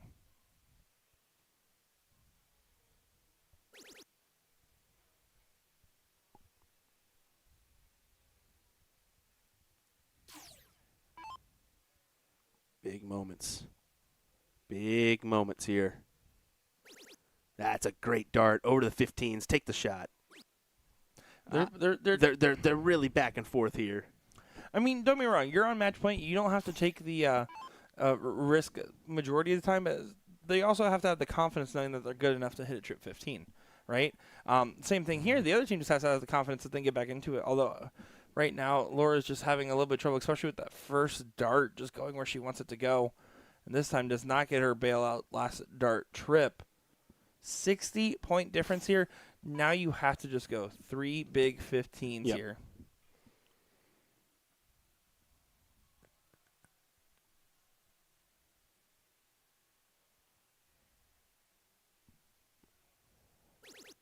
Grabs the trip 16. Oh. Now she's swinging.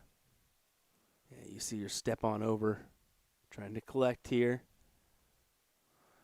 Doesn't go. But there's a little distance now. shot. There's over 100 points. Yeah, it's a 90-point separation, so you need a 5 mark now.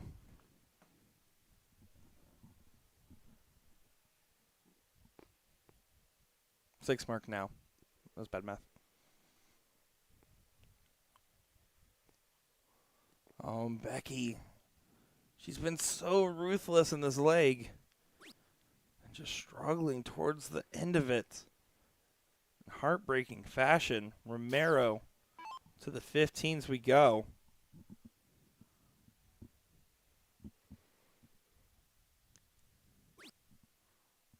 She's going to stay. Doesn't quite get it. Last moment of opportunity here. 9 mark does not get you the close with the point lead, but it would still be a hell of a shot. It would be a great shot, but like I said, it's one or the other here.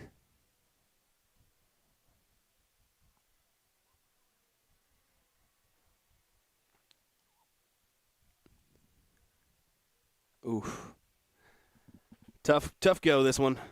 And does get that trusty third dart. 4 out of the last 5 rounds she's hit a third dart trip. Which is crazy. But now it's single 15, and then you can just go right at the bulls here on your second dart. Trying to win this final in the second set. Adjusting back. Maybe nothing chance. No, she needs 2 16s at a bowl. How about 4? That's not bad. Not a bad move. Just to try to guarantee Nothing and wrong lock with that. in the final here. 112-point difference. Yeah, exactly. And that's all you're doing. I have no problem with that in that scenario. There's no reason to. You can go at the bull. Doesn't mean you have to go at the bull. Oh, that's a hanger.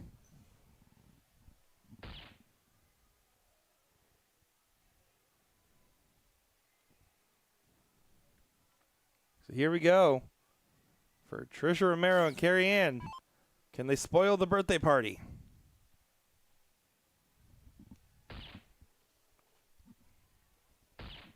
One more bowl. Gets it done. Clutch stuff from Trisha Romero and Carrie Ann Johnson as they end up taking the match here for the first place win in your women's doubles event. Ladies. Guys, it is time for the Pro Doubles Finals. This should be a great one. Alex Feldman, Garrett Rakowski, Carter Underwood, Darren Auckland. This will be phenomenal. Best of 5 matchups. They're going to take a quick moment here, it seems. They look very comfortable in those chairs. And we'll be ready in just a moment's time for our finals. Yeah, folks, don't go anywhere. William Stewart, Nick Teixeira. We'll be right back with the conclusion of our AM stream here in just a moment. Morning. Anyway, we'll be right back.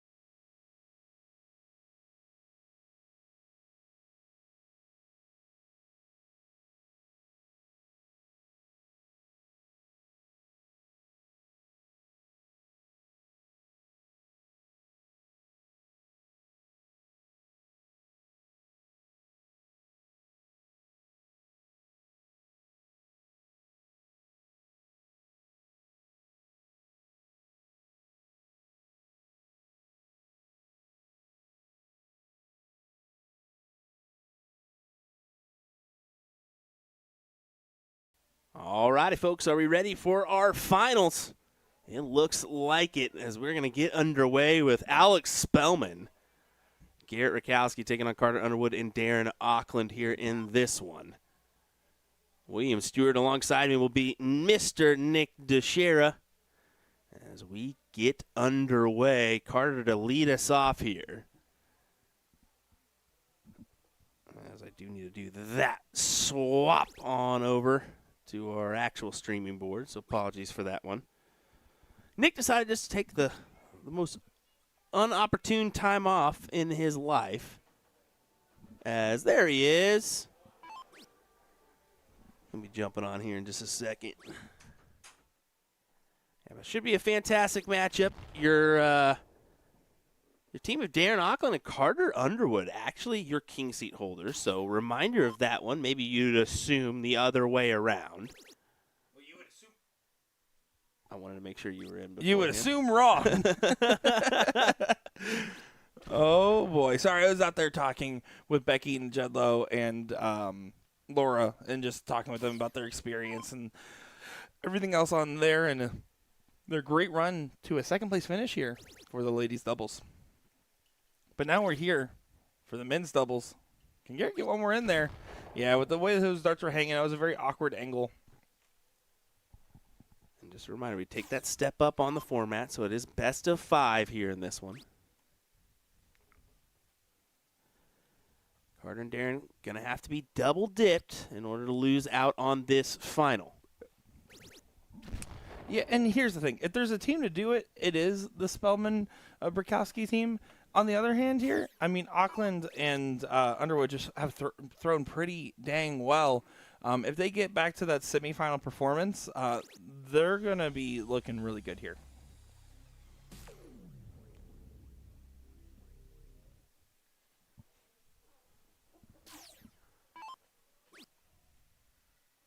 Darren drops that first dart well low. Does correct. Needs at least one more to feel comfortable. And, yeah, that third dart also dropped low. I wonder if he's holding on to it too long there because it seemed like that was more of a physical reaction.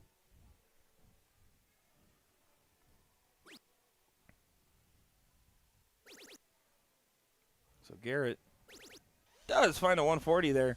And he's firing away. Firing away. Firing away. Guys, we're professionals. Friday fun here in Sturdivant, Wisconsin. Sturdivant. Let's give a big shout out to all you folks choosing to join us today. Maybe a little entertainment with a side of work for you. Oh, Spum's going to leave a finish here. Oh, fantastic finish is what he's going to leave. How about a finish of 81? Sounds good. Spellman loads it up with a maximum. He is going to be filled with highlights on our highlight reel. It's going to be all him. All him. Yeah, no. He's going to fill it up. That he is. Just, I mean, yesterday alone in that Pro-Am doubles event, he had 5.6 180s that we saw on stream, as well as like 4 9 marks. Just impressive stuff. Yeah, no, thoroughly impressed with the best, right? You expect him to be at that standard, and you can see right now him and Garrett pairing up really well together in leg number 1 here. I do believe, if I'm not mistaken here, it is alternating start in the pro bracket, if I'm not mistaken.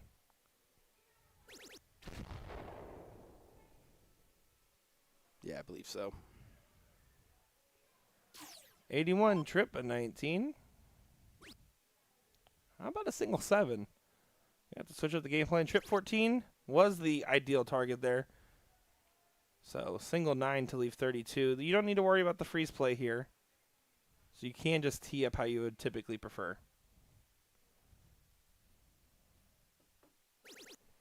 He does decide to try to get even lower by going for the trip 13. Pulls it high. 29. Not going to be a clean look, and Auckland here needs to hit a big one so that way Garrett's under pressure and potentially a non-free situation.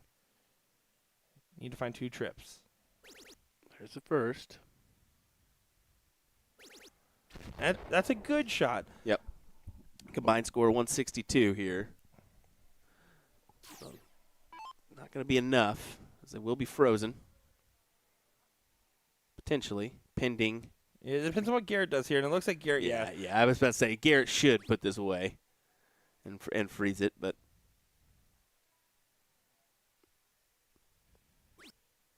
that's fine. That does yep, enough. Exactly. That does enough. And that's kind of that should be enough is my mindset. Garrett should be able to at least get him down to a freeze. Single 15 to leave 2. Spellman on 29 means he's only going to get 2 darts at a double, and Darren absolutely can hit an 80, so you just got to be careful, but you expect this one to go. Double 8. Double does. So that's going to be a 1-0 start there for Alex and Garrett. They need to win 6 total legs if they want to get this all the way done. Yeah, big task ahead for them to win this one. But if there's a team that's up for it, it's these two guys. And with the break immediately into the start, you would expect this to be a big start, but 5 there feels like a gift when you're playing against Alex Spellman. I agree. If you disagreed, would you tell me? No. That's fair. Yeah, let's be honest, I would. You absolutely would. Yeah, I don't know why you said no. Yeah. Yeah, I would definitely would, brother. Over 400 choosing to join us here. Appreciate it, folks, once again. Share this around to your friends as we look to conclude our coverage here in the AM. But what a fantastic battle here. This is going to get interesting here in these next few legs, I think. You can see 4 mark there. Garrett's frustrated, but the fact that Carter only hit a 3, that 4 mark's huge. You're basically saying no more 19s this game. We started off with a 6 mark, and now you're at the outside looking in. Darren's going to try to push for a 9. Oh. Hugging that wire and hugging the wire on the other side there. Those were all beautifully thrown darts. You're giving Spellman a chance to prance. Finds the 18s. He can keep moving along the board. Decides to go ahead and pad. And that's because this is the only team they've lost to. He's going to show respect. He's going to add in that point lead. He's going to make them really feel like they're drowning in water. That's absolutely what you have to do here.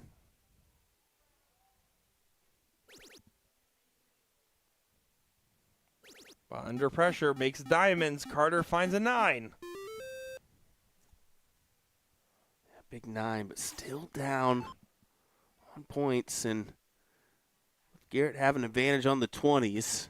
There you go. Collects over to the 17. Collects there. And I figured that was going to go as well. Yeah, but even then, I mean, it's great 7. When your job is to support Alex Spellman and you're throwing a 5, you're doing your job, let alone a 5-5. That's 0.5 better. That's all you really need to do is support your teammate, too. Just add that little complimentary job. And that's what makes Darren and Carter such good teammates. I feel like they have a really good balancing act of supporting each other, and they have very similar views on the strategy and shot selection.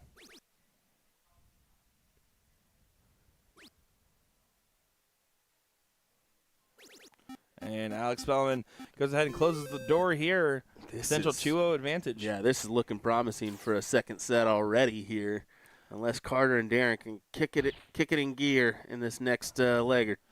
And you say kick it in gear, it's a combined 10.5 versus a combined 11.5, yeah. right? So it's very close. Yes, but you're right. Just a little bit more needed.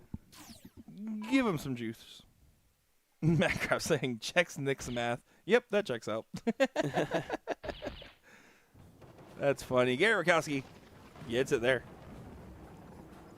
So now they're going against the darts. That is going to be your benefit here. But now the hard part about going 2-0 down in this format with alternating start is it doesn't matter. If they win this game, they have to go second in 0-1. And that's tough to do. Yes. But you play it out for a reason. You never know. And no matter what, you have to get through this leg alive. This leg alive. Oh, no. Just the 1 mark. basically just pressing the button on the turn. Alex Spellman wobbles in the place there. He had like a little bit of a lean. Just a little bit of one. And it's punished with a 7. Yeah, that's a clutch round.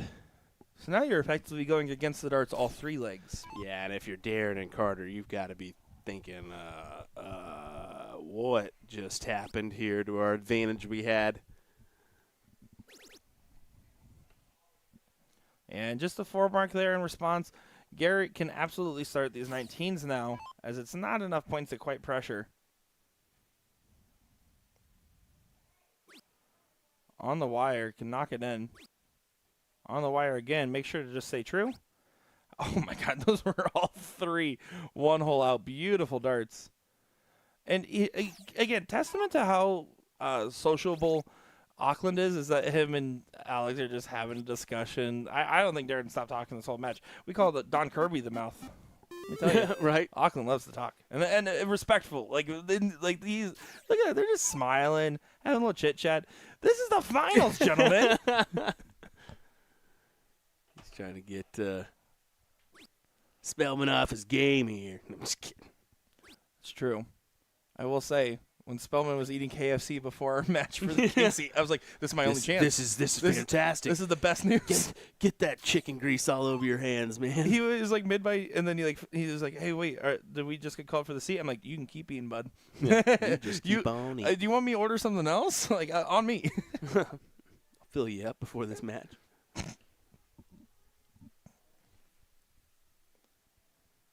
Tough position, right? You want to try to grab a trip 17 and pop the 20 at least. Because you don't want to leave the 20 open, but you have to get a number first.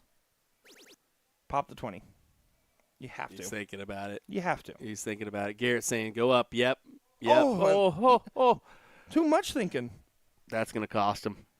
That single dart right there is going to cost him. Well, because now Garrett has to change a shot order. They're all having a little bit of a laugh and high spirits, but Garrett can just drill a trip 20 here to make that really hurt. He's going to start the 17s. He said, "I don't need those 20s." He didn't even look at him. He didn't even look at him. What a white horse. Do the noise. Yeah.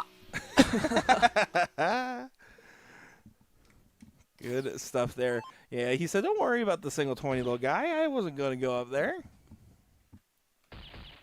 Look at everyone's just in smiley spirits over here. It's a good, good fun final here. But yeah, Alex, Garrett. This is going to go to 0-0 scoreline right after this round. Yeah, we're about to get into the double dip scenario. Bullseye.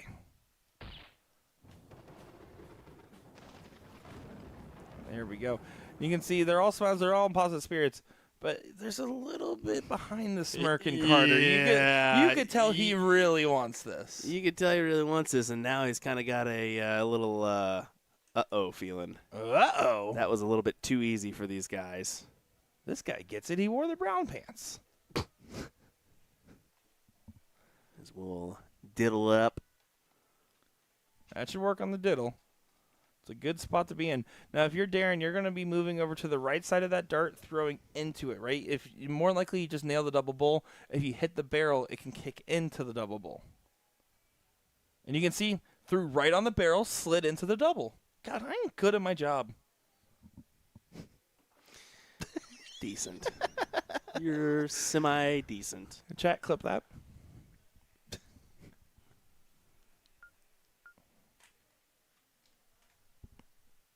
See Spellman putting in the work there on his throw.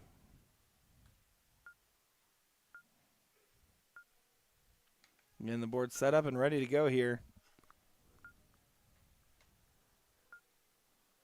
It's all about starting this 0-1 game properly, right? Carter's already hit a 9-darter, supposedly on stream. I wouldn't know. But it's a big moment, right? You have to start off right. You have to change the note. You just lost 3 legs straight. Time to reset. Now you're going first. You got the advantage. Just stay true.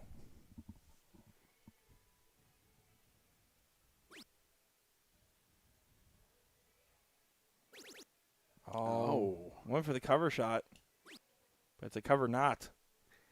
Difficult opener. As Spellman's the guy that's going to make you pay early. Gonna make you pay early. One more for good measure. Yeah, excellent darts there as we find a max from the Jackal. And now going to be under pressure after Carter's previous throw not finding a meaningful triple. Under immediate pressure here from Spellman, and it's exactly what that kind of guy will do to you. Just his presence kind of adds a little intimidation factor. It's certainly the case. I mean, name value carries weight. I will say not as much on Garrett's side because Carter and Darren are so used to playing Garrett. I think, it's just another match for them on that side of things. Yeah, great. They're both experienced players. Don't get me wrong, but you're kind of used to that side for Garrett. Been around the block. Oh, and I don't think any of these guys are shaking in their boots because of the name value, but it is something even subconsciously you're thinking just a little bit. It might make you press just a little bit harder because also who doesn't want to win against a big name? Exactly. I mean, come on. Exactly. I probably won't shut up about taking a leg off him forever. Spellman, can you find another one? He cannot. You blew it. But here's the thing. As they're all having a joke about it, they're laughing about it because of the 9-dart from earlier. What's important is that the 3-0 started because they broke throw in 0-1 in the previous set. Right now, assuming Garrett doesn't freeze, that's what's in store. And the freeze isn't in play yet. As long as Garrett finds 100 here, it should be fine. Matt, I am so not looking forward to seeing you next week. I hope something happens that makes you sit on the floor again. Not in the van, How though. rude. How rude. Not in the van, though. How I think rude. you got a concussion in there.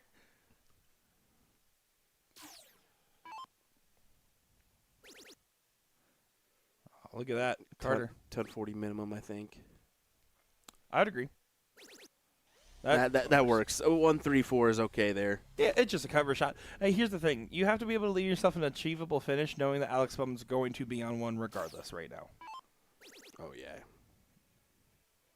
Chances are it's going to be a tidy 2-dart leg, but never mind. Doesn't leave a finish. Wow. That is shocking. And now all of a sudden, you're getting the breath of life. Don't get too excited, Darren. You just need to try to drill in a good round here. Support your partner. Make sure he gets a shot. Yeah, there you go. One more of those.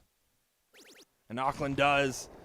This has completely started to flip the script. Now, Garrett can still leave himself the first look at a finish. 140 for 161. Yes, he needs it. He needs to, spring into life here, help out his partner in this time. One more. Superb. No! It kissed off the flight and went to the wrong side. And now Carter, 239, gets brought down. They're going to have the first look. They regained their throwback in this first leg of the final set of the pro doubles. I really thought that one from Garrett was in there, but just a subtle ricochet into the neighboring bed. Uh-oh. Tricky situation here for both teams. Spellman's going to do his best to get this down to at least 32. Yeah, he doesn't like the position of where he has to throw, but he's going to try to throw in and underneath. 32. Wow. 32. Wow, beautiful darts there. 139 is not as clean of a setup as Carter would have wanted to leave. Trip 20, trip 13 for double top. That's what I'm kind of saying. It's kind of... It's skewing. Now up to, Darren and Garrett's scoreline here. Beautiful find from Darren to bring it on down. It's still a moment. I mean, potential freeze scenario if Garrett doesn't hit a big shot here. Garrett needs to hit a 140 to guarantee there's no freeze. 140 guarantees there's no freeze. 140 guarantees there's no freeze. And how about that? Took the shot at a 174. That is a great round. Look at it now. That is a combined score of 64 points just underneath player 3 scoreline. Carter is frozen. That's a beautiful, beautiful shot. Single 20. Does get down to 2 in case the 32 doesn't go. This is But in. Spellman is going to take this one here more than likely. 9 times out of 10, he's taking that out. Almost 10 out of 10. Does get it there, and that's a break of throw, and what was really a very, very interesting tail end of that leg. It really got dicey there. It could have went either way, and some clutch darts at the end. Give Alex Spellman and Garrett Rakowski 4 on the spin. And wants to start off big here. He's going to start off with a big 7 mark. Wait until I that last wanted start him was to. I thrown. wanted him to. I was Waited- like, maybe not with the position of that dart. That's a little bit difficult. That's awesome. So now Carter going to be relegated to the 19s to get things going. Finding some success. And does go up for the 18s and last start. I think between the flight position and everything else, I think not getting a little tricky, grabbing that second number is a good play.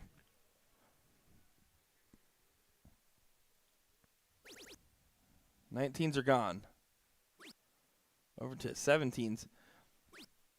Just grabs 2. I think he prefers a transition there. Technically, if we're going for most efficient shot, you'd go trip 19 to trip 18 to make sure that 1 mark from Carter on the 18s doesn't matter. But in that case, it was a comfort transition. Auckland, though, will get the start at the 18s. Trip 18 does get the point lead. The other thing, though, is that you can't even throw, even if he went trip, it's hard to go for the trip 20 there knowing that the X is on the 17s. And this gives way to Spellman. Whatever he fancies, he could attack the 18s early. But probably points first, then close the door. Back up. I love that shot. I think it's a strategic. love it's a that strategic one. I mean, it is smart. Take advantage of that number. Close it down on the 17s. Beautiful stuff. Yeah, it's and again, it takes advantage of the marks from your partner there. It's about making sure every dart is worth as much as possible. When you start wasting darts to inefficiency, then it doesn't matter what your average is. Yeah. You have to shoot well above it then. You go Chip on YouTube saying this guy should be at go to qualifying school. He did go last year, if I'm not mistaken. That is correct.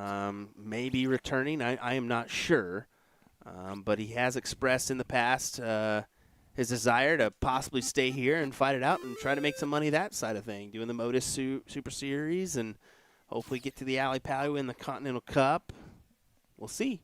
But, yeah, definitely quite the player. Yeah, he's been in a lot of acclaimed competitions. One of the ones I've wanting him to be in just because, playing all the big stages, CSC Challenger Series. Yeah. Look at this. Finds a 3 in the bed there for Auckland, but is it too little too late for this leg? Many would say yes. Spellman would have to agree. Single 15. He might take the shot at the bull. He might load up on points. He Yeah. likes both. He'll take a shot at it for the win. Yeah, He and did go back up. He in the does last like to end. play a little conservative on this. And again, their only loss is to Carter and Darren. Mhm. There's a lot of respect here. He knows. Now, if he had a double bull, he's going to stay. Carter does a nail and a hat trick just in case. Garrett only needs 2 bulls. You would imagine that he does just go right at this. But he was also thinking, man, I don't want to leave a game shot. 1 bull there.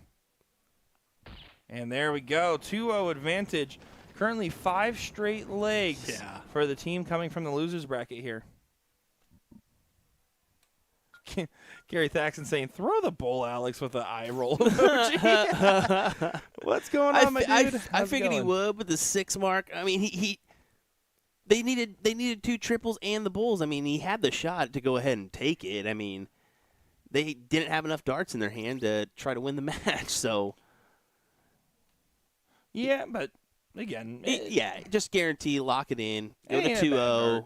force this potential last leg. listen, if I was Alex Spellman, I'll throw whatever I want. I'm Alex Spellman. I just go hit the button. Hey, you guys, I'll give you one. I'll There give you one. Here you go.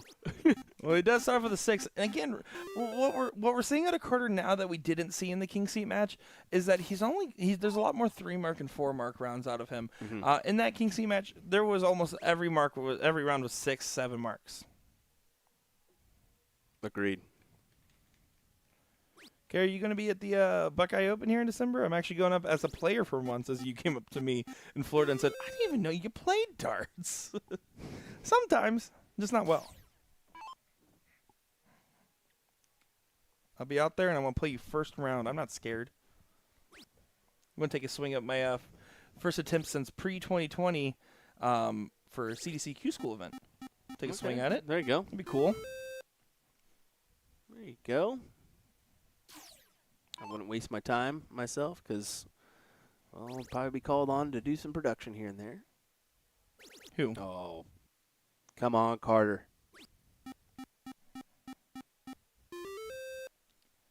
Finds a 7. Spellman does get the point lead on that dart. He's only going to take 1 dart at the 20s, which is why he stayed. No, he doesn't even take the dart. I don't know about that. Here's the thing. You're only going to take 1 dart at the 20 in that scenario, so you do stay for at least 2. I think you take the swing on that last dart there. Puts the pressure on Darren to have to open up a big number. No harm, no foul. If anything, he teed up Garrett with a pretty clean shot here. 3-point difference. Let's see how Garrett likes to approach this. What do you do here, Will? I go 19s first, then up. Yeah. 1 dart at it. Nails it. Garrett Rakowski.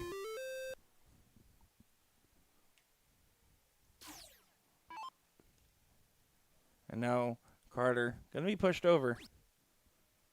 But he's still trying to stand tall. And he will not roll over in this match. Finds a 7 mark in there. 45-point difference is the separation line now. You can see chugging along. How about this? Potential back-to-back. Does go there as we get a wide horse here. Oh, Nick. White horse here. They're not all good calls, guys. They're just calls. They're just calls. Sometimes bad ones. Now Auckland trying to continue on with this fight here.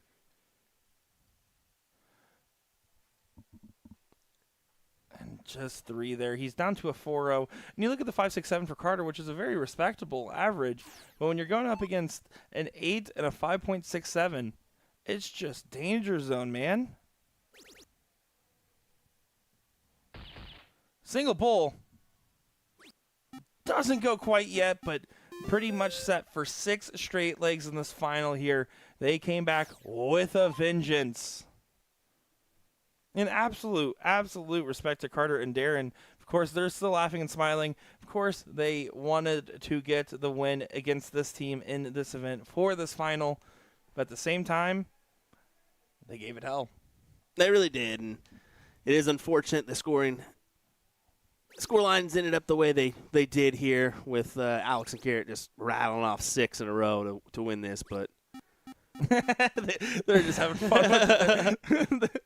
I wonder does Alex close his eye? Like, put his hand over his eyes? He's way too professional. Nah. Uh-oh. He's scrunchy to the face. There you go. Look at that. Lots of love, lots of respect. Hats off to these guys. The fans are clapping, as you heard. Giving them a little go here. No, great stuff. Congratulations to Alex Spellman, Garrett Rakowski, your champions of the Pro Men's Doubles event here at the Filthy Assassin Darts Throwdown finale. Get filthy with it.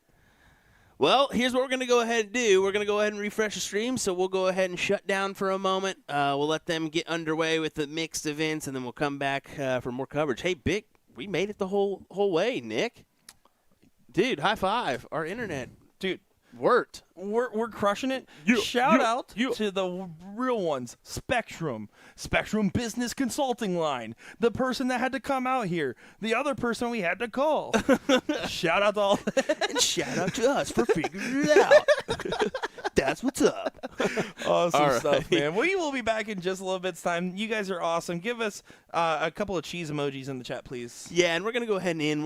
We got some good highlights from today's action. We'll go ahead and do that one. We'll grab some photos with these guys, and then we'll end the feed here. Look for a notification when we go live again, folks. I'm guessing about About an hour and maybe 45 minutes, hour. Yeah. So we'll check on that one. So we'll be right back, folks. booyah.